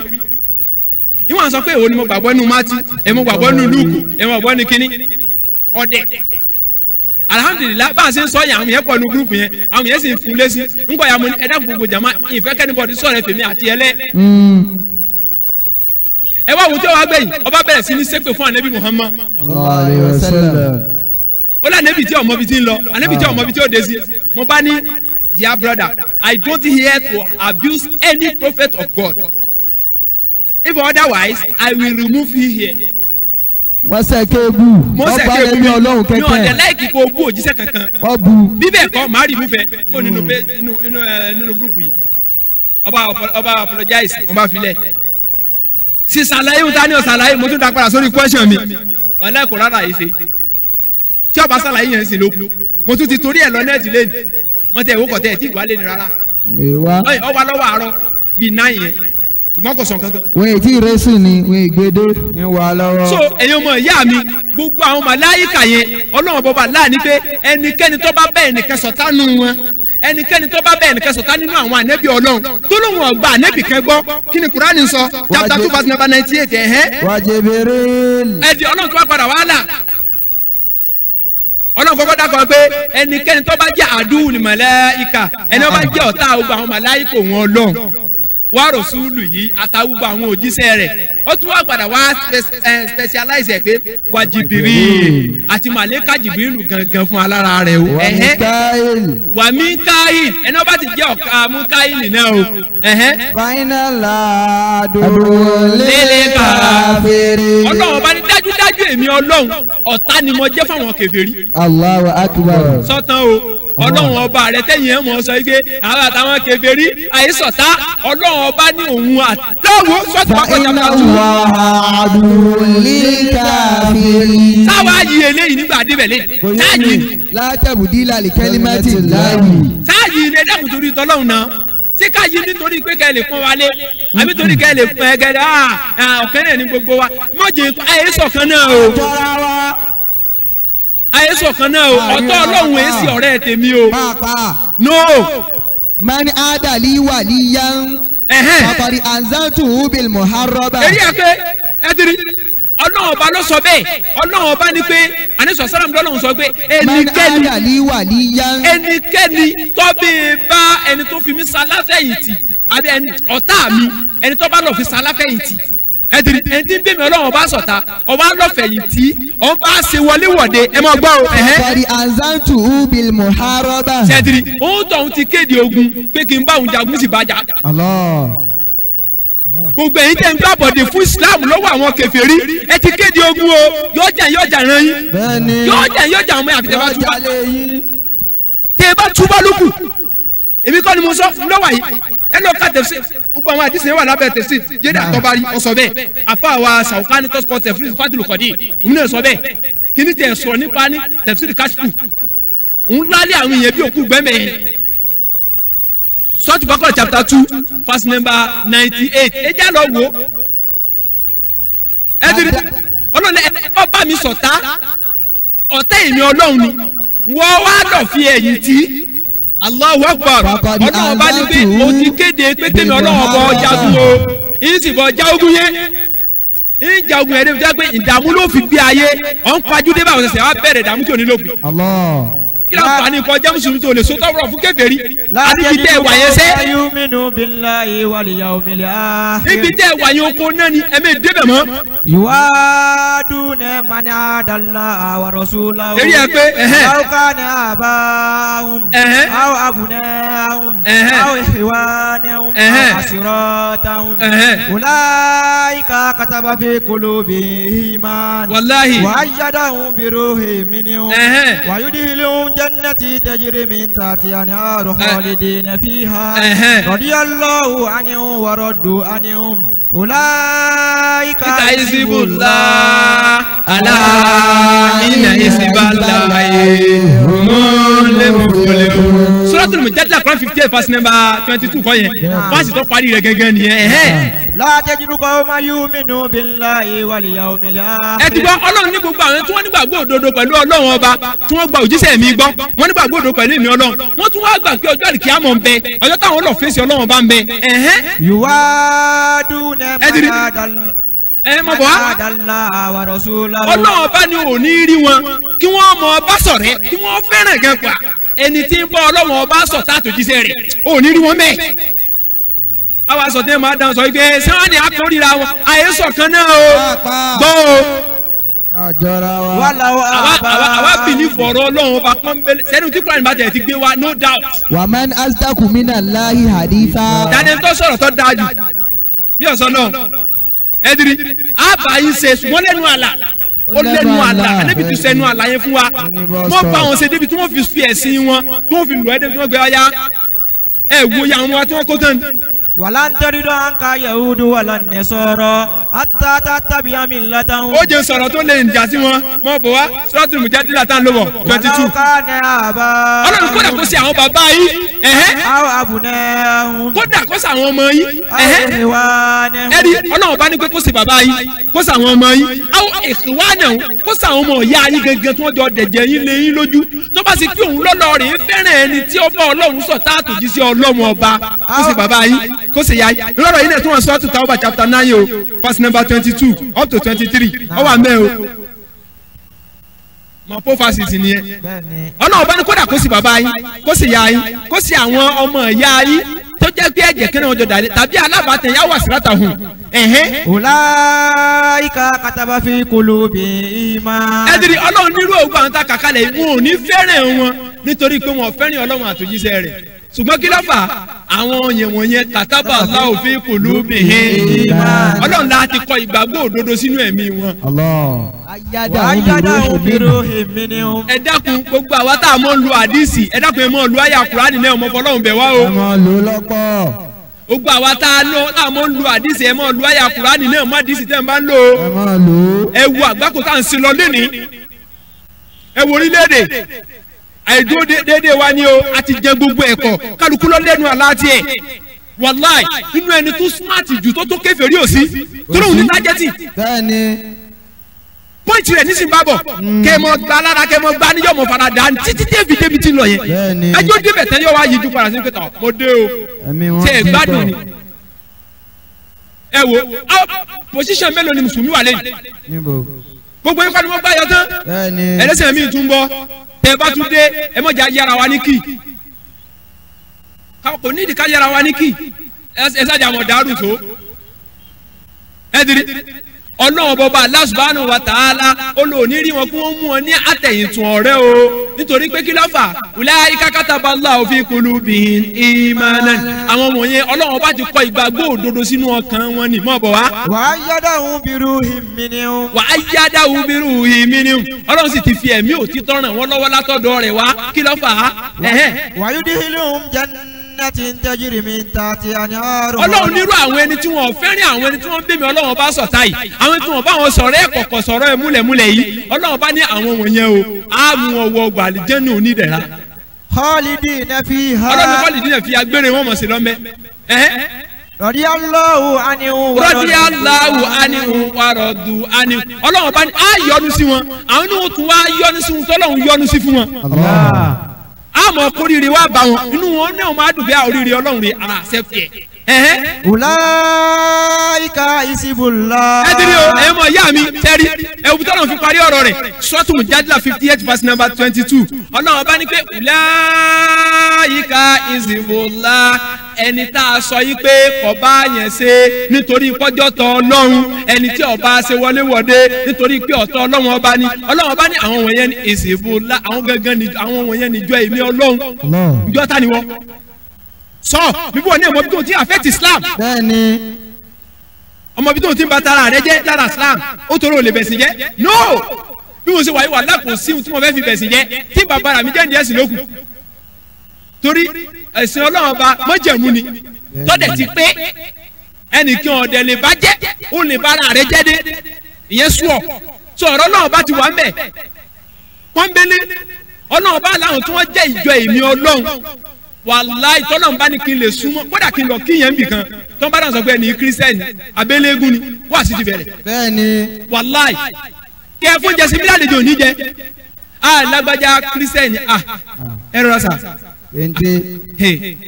orúkọ tèmi ni Ustaz Miftahudeen Arikesola èyí ti kíra mi délẹ̀ tí ọba tẹ bá mi ní pòjíṣàn múra àti pé ìmúra mi sábà èmi wọn múra alẹ gbogbo ìgbà náà ni ẹ rasa wọn ní Christian ní bẹ́ẹ̀ ni mo láìkì ní gan sa ọ ẹ mọ sẹrí bẹ́ẹ̀ sẹrí mi èmi bá èmi ta pẹ̀sìn bẹ́ẹ̀ ni ẹgẹ ṣùgbọ́n ìmọ̀ láìkì kéèyàn mọ CSC ìmọ̀lá yìí kéèyàn ṣe ẹ̀sìn ṣùgbọ́n mi ta kẹsìn ìmọ̀lá yìí kéèyàn ṣe ẹ̀sìn ẹ dákun ojú wo lẹ fi wo Jésù náà àtànẹ́bí Muhammad wàláì mo ti wọlé. bẹ́ẹ̀ni ọmọ Ọlọ́run ni. mo mọ̀ kókó gba ànẹ́bí ọgbà gbọ́dọ̀ tẹ́lẹ̀ èmi ò mọ̀ akọni lọ ànẹ́bí Muhammad ó sọ̀rọ̀ Jésù dáadáa báyìí Mariam ọ̀rọ̀ rẹ̀ ó wà ní Kùránì báyìí ó wà ní Kùránì ọjọ́ tó bá jẹ́ pé ilé igun la bá pàdé ni.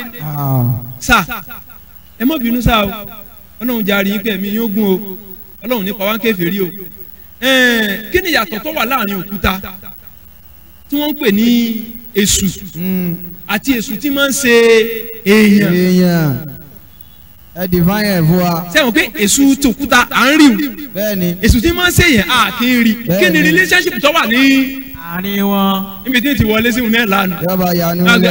kò sí àárí bẹ́ẹ̀ bó ṣe ríre tájẹ́tì mi lára gbogbo èèyàn láyé ọ̀ńdọ́dọ̀ ẹ̀ báyìí wá sí mo sì ṣe tẹ́lẹ̀ náà tún fífọ̀ wá sí ẹnìkan gbọ́dọ̀ tó wá bá mi lé nígbà tí mo kí àlàyé chapter number verse number wàláì sùmọ́bìláì lẹ̀sí olóhùn ti lé ní ọdún 11 lórí ọ̀rọ̀ yẹn òun ṣẹ̀ṣẹ̀ rí yẹn ju sí lẹ́ni tó ń wá bá mi. wọn lọ́lọ́run yẹn parọ́ ó ní lẹ́ni ló ṣẹ̀ṣẹ̀ tẹ́ lọ́kì òun pátápátá ẹ diri kí ló fà Ọlọ́run ti sọ ọ́ lẹ̀ ó ti wà lákọọ́lẹ̀ yìí pé mo ṣe kọ́ bẹ́ẹ̀ náà. wa nazzalna alayka al-kitaba tibyana likulli shay'in. bẹ́ẹ̀ ni gbogbo nǹkan ní Kùránì ti mẹ́nuba tibyana likulli shay'in kó sì ń tẹ́ ọ mẹ́nuba alimọ̀ ọmọ alimọ̀ wa jahila ọmọ jahila ẹni tó mọ ọlọ́mọ ẹni tó yàrá ìmọ̀ kan nípa ẹ̀ ló ṣe kí ni kò sí ẹ̀rí pé mi mọ̀ sọ public kí ni sí ọ sọ jáde òsèré wà ní Islam sọ Ọlọ́run bá ní Hizbullahi àwọn ìjọ èmi Ọlọ́run nìyẹn. Alá iná Hizbullahi Ọlọ́run ní ẹ̀jẹ̀ tí bẹ̀rẹ̀ jẹ́ gbọ́ ìjọ èmi Ọlọ́run ọba nìkan ní ó ṣoríire. ẹ̀rọ ìta ló fẹ́ wà nù àwọn olóríire kọ́ nẹ́wọ́. ẹ̀jẹ̀ akáwọ́ wa lọ́lẹ̀ tọ́ ọ bá fi súnmọ́ kèfèrí ìpè ọmọ súnmọ́ o fún ní dáwà.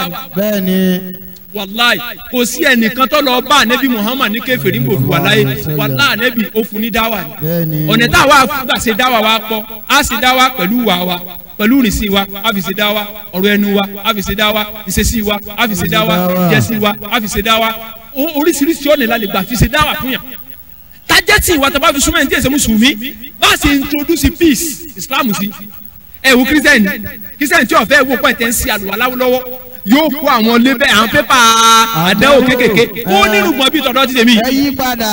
àwọn àgbẹ̀ ọ̀kẹ́ kó wájọ́ kan ó ní sà ẹ wo paradise rè é níbi tẹ́ ń lọ rè é nígbà yẹn wà lẹ́kọ̀ọ́ kìtì sínú gbọ̀n. ọ̀tọ̀ Ọlọ́run. kìtì sínú gbọ̀n jọ náà. wa qalu lan yadkhula. kọ́ bọ̀ mo yẹ kunlẹ̀ ni mo fẹ́ jẹun ni wọ́n bá dé wọ́n bá sáré wéwò kékeré kan wọ̀ wọ́n bá ní ẹ̀wò sà paradíṣẹ́ rè ibi tá a lọ́n dé sí lọ́dún ibẹ̀ sì fáìn tí wọ́n ti dígítà ni wọ́n lọ fi píríǹtì kìíní yẹn tí díẹ̀ bí wọ́n ní paradíṣẹ́ òní paradíṣẹ́ ọ̀dà ẹ jókòó inú wọn dùn eléyìí má gèlè eléyìí má gèlè eléyìí má gèlè lórí 3 star lèmi sì wà wọ́n bá lọ nulẹ mo tó báyìí bá àkọ́kọ́ ó dékun mi báyìí mo gbé sórí tébù mo tún wọnú ilé mo tún lọ mo tún gbé sórí tébù ṣé ẹ̀rí kí n tó ti dídí ẹlẹ́ẹ̀kejì dé mo rò bí wọ́n ti ń kà pé fásẹ̀ yóò jọra wọn mo tún lọ kó mi nù ilé mo tún kó sórí tébù nígbà tí n fi délẹ̀ kẹrin báyìí torí gbogbo àwọn fẹ́ kó jáde fún wọn nígbà tí n fi délẹ̀ kẹrin mo ti bá wọn lẹ́nu ọ̀nà mo ní sà kí ló ṣẹlẹ̀ ó ní àwọ̀ wá fún yà wá fún yín sí sọ̀rọ̀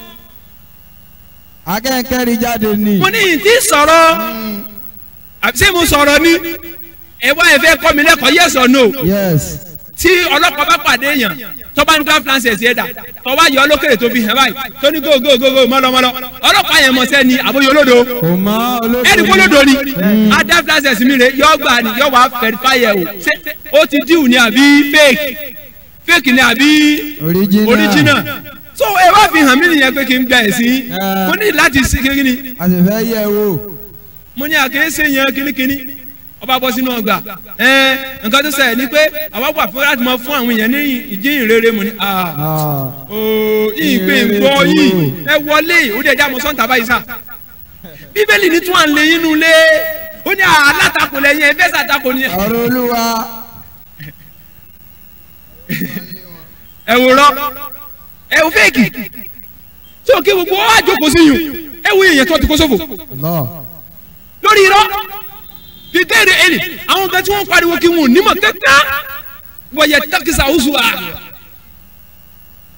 yẹ̀yẹ́ ọ̀rọ̀ yẹ̀yẹ́ ni wọ́n gbé káàkiri wọ́n gbà mú ọ̀wọ́ wọ́n kẹ́ fọwọ́ pọ́ntọ́ mú òdòdó ọ̀rọ̀ ẹdiri ọlọ́run bá wá ní pé ẹnikẹ́ni tó bẹ́ẹ̀ bá màláíkà Jìbìrìlù sí ọ̀tá àti àwọn màláíkà yòókù dájúdájú ru ẹni bẹ́ẹ̀. fáínàlà dòlè káfíìrì. ọ̀dájú èmi ọlọ́run ọ̀tá àwọn kèfèrí mọ̀ jẹ́ o mi ń sọ̀rọ̀ ẹ̀wọ̀n o ọlọ́run lọ sọ bẹ́ẹ̀ o. bẹ́ẹ̀ni.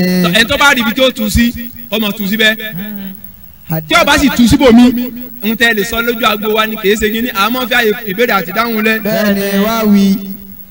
ẹdiri ìbéèrè àti dáhùn máa ń bẹ ọ lè béèrè pé èyí tẹ kóòtù yẹn ó ràn orí bẹ́ẹ̀ nínú hadith orí bẹ́ẹ̀ nínú you are welcome during question and answer session. حدثنا أبو سلمة بن عبد الرحمن قال سألت عائشة بأي شيء كان النبي صلى الله عليه وسلم يفتتح صلاته قالت كان إذا قام من الليل افتتح صلاته. sẹ́ẹ̀rì wọ́n bí àníbà Muhammad sallallahu alaihi wasallam nígbà tá àníbì bá fẹ́ kírun kí ni máa ṣe lérò àwọn màláíkà tá à ń sọ yìí àníbà Muhammad sallallahu alaihi wasallam ìyá wa Aisha ni wọ́n fi lérò ọ̀rọ̀ yẹn. bẹ́ẹ̀ni. wípé tá àníbì bá fẹ́ yẹn nẹ́fìlà tó wá ṣe kíámù lẹ́yìn kí ni wọ́n ti máa ń ṣe kí ni wọ́n á sọ pé máa ń ṣe. Allahumma. kánẹ́bí o tó sọ pé Allahu Akbar kábàrà àkọ́kọ́ àníbí wa sọ pé Allahumma ní ọlọ́run o. Rabba Jibrila. ìwọ ni olúwa Jibril.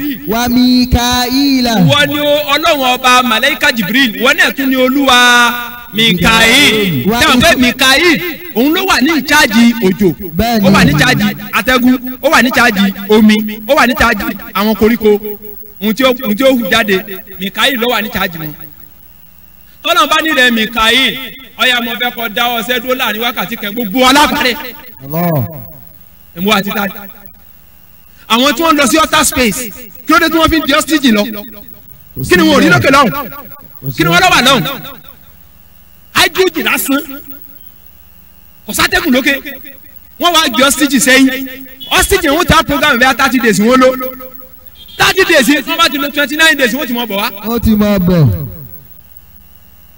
tó tátẹ́kùn bíi ti fi tán bí tí wọ́n gbẹ sínú yóò gbẹ ní òkè táwọn wòye sámà gẹ́gẹ́ pẹ́lú àwọn dùkán là ń wòye sámà wà lókè lọ dùkán lélẹ̀ ibi tó jẹ́ òtí rọ̀ wá rè ibi tí Mikaeli ti ṣiṣẹ́ jù rè ṣẹ́ẹ̀sì ní space tẹ̀ ń wò lókè wáyé sky tẹ̀ ń wò yìí Allah ẹ̀ mọ̀ ya kò sí ẹranko tá à ń jẹ lórí ilẹ̀ tí ò sí mbẹ́ bẹ́ẹ̀ni ibẹ̀ ni gbogbo wọn ti sọ̀kalẹ̀ wá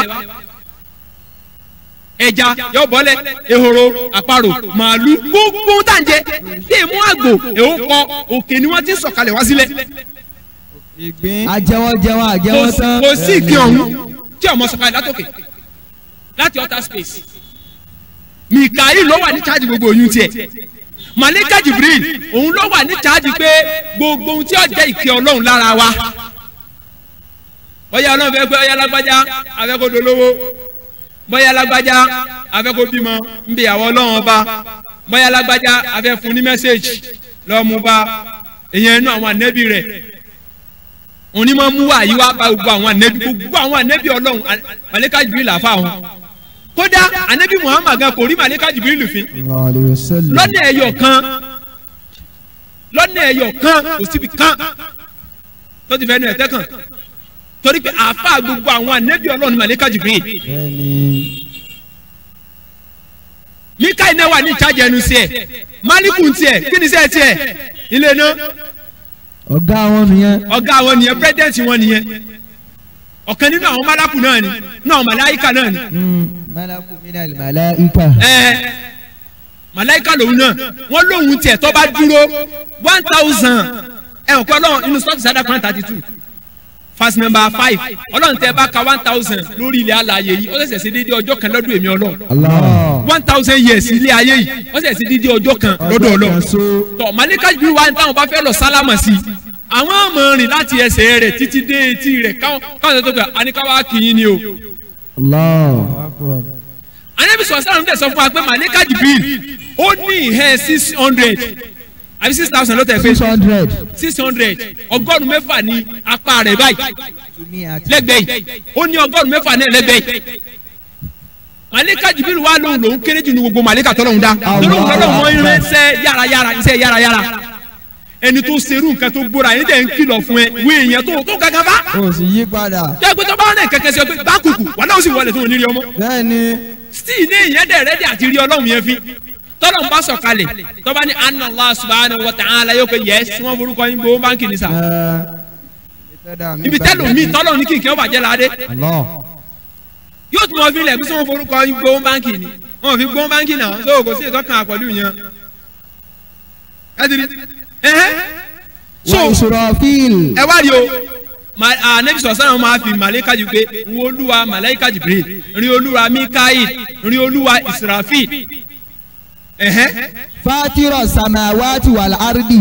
Olùpilẹ̀ tẹ́ àwọn sánmà àti ilẹ̀ tá a wà lórí ẹ̀ yìí o. Alimal ghaibi wa shahada. Ẹni tó mọ ohun tó pamọ́ ẹni tó mọ ohun tó hàn o. Anta tahkumu bayna ibadika. Ìwọ ló máa ń ṣe ìdájọ́ láàrin gbogbo àwọn ẹrú rẹ̀. Fima kanu fi yakhtalifun. Gbogbo èyí tí wọ́n ń ṣe ìyapa ẹnu sí rẹ̀ ló máa ń ṣe ìdájọ́ láàrin wọn. Allahumma. Ọlọ́run ọba o. Ihdini lima ikhtalifa fihi minal haqqi. Ọlọ́run ọba o mo fẹ́ kí o ṣe mi lẹ́yìn tó jásí pé yóò mọ làkó níbi tí àwọn èèyàn ń ṣe ìyapa ẹnu sí. Àdúrà yìí ó yẹ ká ní ọmọ ṣe o. Bẹ́ẹ̀ni. Ọjọ́ tẹ́nìkan bá gbèrú ju tàbí tó bá bẹ̀rẹ̀ sí ní sàlàyé ẹ̀sìn lódì fún yín yóò sì mọ hàn sí pé jàkújàkú ní wí torí ní yóò ti pé dè. Gbàtà àfọ̀dé tí ọmọ introduce ogun lórí stage tí ọmọ introduce miracle tí ọmọ fi ẹ̀ mú mi wá yóò mọ̀ fi ẹ̀ má sọ̀kẹ́ wá gbogbo àwọn ìyàwó yín wọ́n ti sáì dá tán. Bẹ́ẹ̀ni. Gbogbo àwọn obìnrin wọn ti di ọ̀tá Ọlọ́run. Ẹ̀mí ń gbé wọn ní tààrà. Ọkọ sì lanú lẹ̀ ẹ̀yin ọkùnrin wa ẹ dákun torí Ọlọ́run kì í ṣẹ̀sìn làwọn ìyàwó yín náà ń ṣe. Bàbá àwọn ṣẹ̀sìn ni. Kì í ṣẹ̀sìn nìyẹn. Bẹ́ẹ̀ni. Kò síbi táwọn ẹbí rẹ wà níyẹn. Bàbá. Obìnrin rẹ jáde kó lábẹ́ rẹ yọ wá lóhùn náà ń sunbì kan yín wá mírèkù kí ìyàwó rẹ decide dá wọ́n kọ́ ní wọ́n bẹ̀ sí rẹ níwájú ìyàwó rẹ ẹ̀jẹ̀ bọ́. Suratul Anbiya Quran 21 verse 7 verse 25 ọ̀nà méjèèjì yẹn Ọlọ́run la gbé òjíṣẹ́ kan dìde lánàbí kójóbìnrin rí illa rijalan ọkùnrin ni. Ọkùnrin ni. Kí ni tóbìnrin àgbákò ti délé pàápàá jùlọ nílẹ̀ Yorùbá mo ti rí o gbogbo obìnrin ti di ṣáìdá tán gbogbo obìnrin lẹ̀mí ti ń gbé hello ọmọ pépèdè ti wọ ara rẹ nìyẹn. Ẹ wẹ́ gbà fún tààrà. Ọmọ pààrẹ burúkú ní sí ọ yẹn. Ẹ sí fún mọ̀ kí wẹ́rẹ́ rẹ̀ bọ́ ta. Bí ìbá ti gbé ẹ̀lẹ́kọ̀ọ́ ẹ̀sìn tí ẹ bá wà lẹ́kọ̀ọ́ ẹ̀sìn torí rẹ̀ sì pé tọmọ tọ́lọ́ ní kó wá sí láyé èyí ló wá kàn fún ọ. Oyé mi. Kí ló kó sóbìnrin la tẹ́mi fi ń gbé ṣubú. Kí ni ó kó sí i la. Allah ẹ̀yin ya wa èṣù ní. Èṣù ni o. Wọ́n lẹ́yìn tí èṣù ní. Ànábì ti sọ fún akóbìnrin lọ́pọ̀ jù nù náà. Bẹ́ẹ̀ni. gbogbo ẹ̀yin ẹ̀kọ́ tẹ̀ sí ń wọ àwọn ìyàwó yín rẹ̀ tí wọ́n lọ ń dìdàkudà yìí ọlọ́run ó bí yín o. bẹ́ẹ̀ni ẹjọ́ jẹ́ ẹ mọ́ gbàgbé pé síròsẹ́ wọn nínú àkáǹtì ni wọ́n kọ́ sí fún wọn o. ọ̀tẹ́kù fitinẹ́tù nìsá. ẹ gbógun tì wọ́n o wàláhì kìí ṣẹ̀sìn o nítorí pé sẹ̀ríà ò sí lu wa ni o tí sẹ̀ríà bá wà lu wa á ti lo sẹ̀ríà lórí wọn o ẹni tí ń lídìí wọn sẹ̀ríà kọ̀ tí ó ti wá gbé o ṣùgbọ́n torí tí ò sí kálukú kẹ́ ń ṣe ìranu lọ bẹ́ẹ̀ nìkan bá dórí ta sẹ́ńgò yìí nísìn tó bá ní pé ẹ wọ náà bí ìdìdì nìkan báwo lẹ́ ń pè ọ̀kan tí wọ́n mọ gbọ́ pàṣókè tí wọ́n mọ pé ẹ wà láwù lókè òun náà ti ṣe bẹ́ẹ̀ lọ tó ti fi gbá àwọn èèyàn lọ bẹ́ẹ̀. aláwùjẹ bàbá ẹ ni wọ́n wò lókè ọ̀tọ̀ ọlọ́run. wọ́n lẹ́tẹ̀ bá wá wù lọ́tẹ̀ wù kó obìnrin náà lẹ́ẹ̀bà ń bẹ̀. bẹ́ẹ̀ni obìnrin náà lẹ́ẹ̀bà ń bẹ̀. ọkọ tààrà. ẹ̀yin ìyá wa ẹ jẹ́ á ṣọ́ra o ẹ jẹ́ á ṣọ́ra o ẹ jẹ́ á ṣọ́ra o. wọ́n ṣe bísíǹnẹ̀sì látara yín ni. kíní yẹn ó ti pọ̀ gan ni o. ó ti pọ̀ gan wọ́n wá sọ pé aṣọ funfun òun ni ọmọ wọ̀ bàtà funfun òun ni ọwọ̀ tẹ̀sùbà funfun òun ni kó wà lọ́rẹ̀ gèlè rẹ̀ funfun ni kódà ẹ padà kúnra yín funfun gbẹ̀yìn. bẹ́ẹ̀ni ẹ padà kúnra yín funfun. ibo la ń lo ayé lọ ọ̀tọ̀ ni tọ́nà ń pa aláṣẹ pé ká wá ṣe ọ̀tọ̀ ni ìranù tá à ń mójútó adílé ayé tí a yàyàkúyà à ń lo ní ayé bíi ká mi yẹn ò ní bọ́ ẹ dákun bọ̀rọ̀ pẹ́ nìkan wà tó ti sọ fún ọ bọ́ darúgbó kó tó kú o. kò yé mi. ha ẹ mọ̀ ìyá mi ẹ mọ̀ já ṣe pẹ̀lẹ́ ọlọ́run kìlọ̀ fún wa o inú sọ́ọ̀tù nàbà Quran chapter number 78 verse number 40 fáàsì tó parí rẹ̀ gangan. ọlọ́run ní kìlọ̀ fún yín o pẹ̀lú ìyà tó súnmọ́ yín pẹ́kí. yawma yanzuru al-mar'u ma qaddamat yadahu. ọjọ́ tí kálukú ọmọ kábàámọ̀ pé yéé ya laytani kuntu turaba. wàlẹ́ mi ò kábàámọ̀ èyí náà kábàámọ̀. wa yaqulu al-kafiru ya laytani kuntu turaba. wàlẹ́ kẹsẹ̀ kẹfẹ́ yìí nìkan. bẹ́ẹ̀ni. àbámọ̀ méjì ni mẹ́ nínú ká sọ pé yé àbámọ̀ tún ṣe kútu jù báyìí lọ ẹnu pé yé kí ni mo ṣe é sí. méjì náà ni. gbogbo ẹ̀yin sáyidá kílẹ̀ fẹ́ fi gbàrí gbogbo obìnrin wa ló di sáyidá tán àwọn ìyàwó àfáàgẹ́ tún di sáyidá. agbákòmọ̀ dé ètò àmọ́tọ́ máa dùn wá wọ́n tún mọ́ wá invite àwọn èèyàn sí. bẹ́ẹ̀ni. abẹ́ ẹ̀rí ni. àjọgbẹ̀mí ni. ṣùgbọ́n gbà tí ò sí sẹ̀ríà ẹ lọ dùn wò nílùú tí wọ́n ti lo sẹ̀ríà bí dòsì lẹ́tì dùn wò ni bí Saudi Arabia ni ẹ kójọ bẹ́ẹ̀ kẹ́mi ọmọ wa gbé yín ṣubú. ẹ jẹ́sẹ̀ gé ya. wọ́n náà nígbà tó bẹ̀ fi la ju àlìkí àmọ́ lọ́la ju sí. bẹ́ẹ̀ni kò mọ àwọn fi lè jáde. gbogbo wèrè tẹ́ ń bá káàkiri yẹn wèrè lèmi kà sí. kí sáré ẹ̀sìn wa kí sin tọ́lọ́hún rẹ wa lẹ́sìn nìyẹn ọlọ́run ká dárúkọ òun lóòótọ́ wàlá tẹ̀járu bí sọ̀láàtìkà wàlá tó bá fi bìtà wàbùtà gbé báyìí náà dáríkà Suratul Isra chapter 17 verse number 100 ọlọ́run tẹ́ ẹ bá pè mí ẹ mọ́ pariwo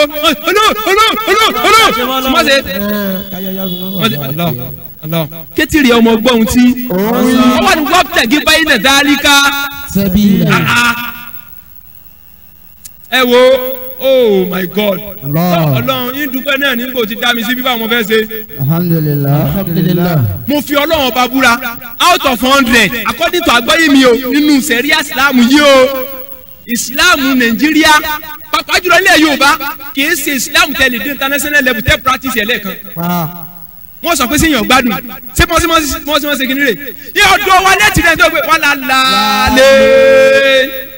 وضرب الله مثلا. dìde pé ìhun tá a kù sí yẹn ẹja túbẹ̀ ṣe náà kù sí tó fẹ́ kàn wá ọ̀dọ̀ wa lẹ́tì rí pé ìmáàmù la fẹ́ jẹ a sì tún mọ sẹ́húndé pàdé ara wa ó sì èrè bàbá tiwa lọ́tẹ̀lẹ̀ yìí bàbá rẹ̀ mọ̀ kankan gbẹ̀ sí. bàbá yín tó ní làákà yìí. ọ̀rọ̀ bàbá rẹ̀ là ń sọ àbá ń sọ̀rọ̀ àkìyámú bá a ṣe ní lọ sórí ibú wọ́n sọ pé bàbá rẹ̀ lọ́tẹ̀lẹ̀ ẹtìrí gbogbo rádàrán jàgbọ́n tí yìí fi nísìnyí àlìkìyàmọ̀ wàláhì lọ́kọ́dọ̀ wa. bẹ́ẹ̀ni. islam tá à ń ṣe tá a lè lọ practice in public. níbo. ànírun yídì bá a ṣe ń kí lórílẹ̀‐èdè wa include Ṣakí tó bẹ̀ ká lọ kí bẹ́ẹ̀ ní international level. tó bẹ́ẹ̀. aago mẹ́rin lọ́wọ́ àánú sẹ̀ríà ó pẹ́ jù ní aago méje àárọ̀ ibi báyìí 10 11.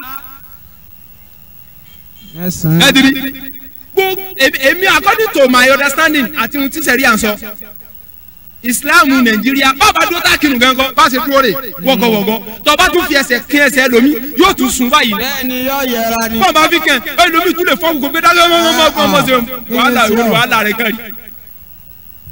kí ni wàá lẹ́sìn òun gan ta láǹṣe. láǹṣe. ẹ dẹ́kun kálukọ́ ló ṣàtúnṣe ara rẹ̀. ìjà ṣàtúnṣe. nílé analyse point yòókù yẹn mọ́ táìmù ti lọ. ẹ jàmbá nínú point mélòó. nínú méje náà la lè ṣe kíni. tọ́pìkì mi dẹ́ yàtọ̀ lọ́la yẹn o. báwo ni ká ṣe ṣe náà. ó dijọ́ mi. ó tún dijọ́ mi. bẹ́ẹ̀ni. a postpone ẹ̀ nìyẹn o.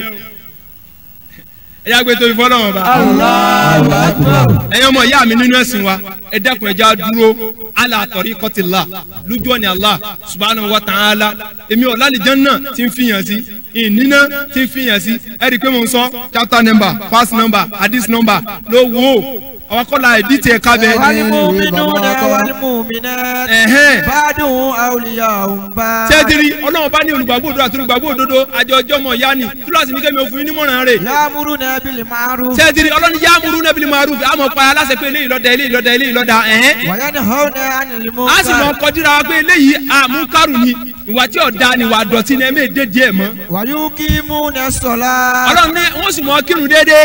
wa yutu zakat. lásìkò sàkábà tó wọ́n tún yọ fọlọ́wọn ba. wa yuti'u Allaha wa rasulahu. wọ́n tẹ̀lé Allah tó jíṣẹ́ rẹ̀.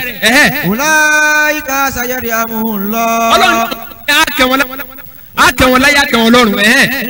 inna Allaha azizun hakim. dájú ọlọ́run ọba alágbára ni ọ̀jọ̀gbọ́n sì ni ọlọ́run ọba gbọ́n pọ̀ ẹ̀yin ọmọ ìyá mi ẹ já dúró lórí ohun tí ọlọ́run ọba ní ká wá sí láyé mọ́ wíṣítì àsìkò rẹ̀ hey aliwaktu kasọ́yì àkókò tẹ̀ ń wọ ẹbí ìdání o wàláì tó ọba lòun náà ni ó gé ọ sì mọ́ lòun lòkulò wàláì ẹ mẹ́jà gbàgbé o asfara sàfìlẹ̀ súnmọ̀rọ̀ dáadáa ọ̀sẹ̀ ni tó tí ò ní sọ̀kalẹ̀ o tá a bá wí fún ọ ní sìtẹ́ ọ̀pá tó pariwo tó ọkọ̀ tó níwọ̀ ọ̀gbọ́ mọ wà túbọ̀ tẹ́wọ̀ tó ń ṣe sáyidá. inú kan padà kó lé ọkọ àwọn kan wá sádùúgbò wa ọlọ́run kẹ́ ẹ ṣe èmi ò sílé àwọn ọmọ mi wọ́n lọ sí mọ́dásà láàárọ̀ wọ́n wá fi iyọ̀ wọ́n wá fi ya àgbélébù kalẹ̀ la ilaha illallah wọ́n máa ń yípo àgbélébù tí wọ́n fi iyọ̀ ya kalẹ̀ wọ́n ṣe wọ́n sì tún ṣubú lu kíní iyọ̀ wọ́n ṣe tọ́fẹ̀ ni o. nígbà àwọn ọmọ mi wá dọ́dọ̀ mi wá ní ustazu nǹkan mọ̀ tí dádúgbò wa yìí wọ́n ní kí ló dé wọ́n ní láàárọ̀ táwọn lọ mọ́dásà àwọn rí wọ́n fi iyọ̀ ya kúrọ́ọ̀sì sílẹ̀ wọ́n ṣe báyìí ní bíbá yìí ná ọ̀dà nílò bá wọn bẹ́ẹ̀ ẹja máa sọ wọn kò jújọ́ kẹta lọ bẹ́ẹ̀ni tó ní léṣe wá gbọ́n wọn jáde nìyẹn ọlọ́run ṣeun ọgbọ́n wọn jáde òun ta lé fẹ́ lómi ọlọ́run ṣeun bíbẹ̀ ẹ̀kọ́ wọlé ìpadà gbọ́ pa ajá ni bẹ́ẹ̀ni inú kan tó wà fọlọ́pàá gbé mi wọn ò sì lè gbé mi lọ́ọ̀bì kankan mo ti dé egun ẹja kò gbé mi ìní lọ́ọ̀lẹ̀ ìsì ní lò òkè ọba ti lábẹ́rẹ́ náà tó bá ti kó sẹ́nu ò lè mí ò sì lè gbé lọ́ọ̀lẹ̀. bẹ́ẹ̀ni yẹ bọ́ọ̀nù so ìyẹn ọmọ ìyá mi ẹja dúró lórí títọ́ lọ́wọ́n ọba ni n kò ṣe pé kì í ṣe pé n pè yín lọ pé ẹ sọpọ́tì bàbá mi n sọ̀rọ̀ kí n pé èmi ni ẹ tẹ̀lé àbẹ ẹ̀gbọ́n mi yé débi pé mo fi wá nǹkan kan lọ́dọ̀ anybody ẹja jọ tọ̀ lọ́lọ́ kájọ sórí ilé ayé àti tiwanu wàlẹ̀ akara tó khairun orí ọ̀run náà lọ da kọ́sẹ́kù kọ́lọ́n kó do tẹ̀lé kọ̀ọ̀kan wa la ilaha illallah wọn aláì kí n fi quotation kan dúró inú Al-Qur'an al-Karim inú Suratul Nahl chapter number 16 verse number 125 ó dé wìlá sẹ́bi rabbika bil hikma wal maw'izatil hasan wajadilhum billati hiya ahsan huwa a'lamu biman dalla an sabili wa huwa a'lamu bil muhtadin ọlọ́ni ó dé wìlá sẹ́bi rabbika bil hikma ẹ pè gbèsè ojú ọ̀nà ọlọ́run ọba wàlímọ́ ìsátìlẹ̀ hasan wá àsìtọ́ da òun ni ẹ ṣe wàjáde lè hinbi lẹ́tí ya hasan tẹ́ ẹ bá sì bá wọn yẹn jiyàn ẹ bá wọn jiyàn lọ́nà tó gbàdára wúwa alam bímọ dọ́là ń sẹ̀bílì ọlọ́run lé mi mọ́mọ́ ẹni tó sọ̀rọ̀ lójú ọ̀nà mi o wà wà alam bílẹ̀ muhtadi èmi náà mùsùlùmí ẹni tó mọ ọ̀nà jùlọ wà á kiri dàwa náà alhamdulillahi rabbil alamin at-takbir Allahu akbar. mo kí bàbá wa alága ara ti bi ọlọ́mọsàjà rí pẹ́ Àmín. inshallah Àmín. ẹja gbẹ́sí sórí fọ́lọ́wọ́n ọba. Allahu akbar. àwọn èèyàn ò lè gbọ́dọ̀ tóbi lẹ́ẹ̀kan náà. Allahu akbar. ẹ̀yin ọmọ ìyá mi nínú ẹ̀sìn wa láàrin ìṣẹ́jú kan sí méjì lọ́la á pàdé mi láago mẹ́rin àbọ̀ pẹ̀lú yọ̀ǹda Ọlọ́run lọ́tùnla á tún pàdé mi pẹ̀lú yọ̀ǹda Ọlọ́run.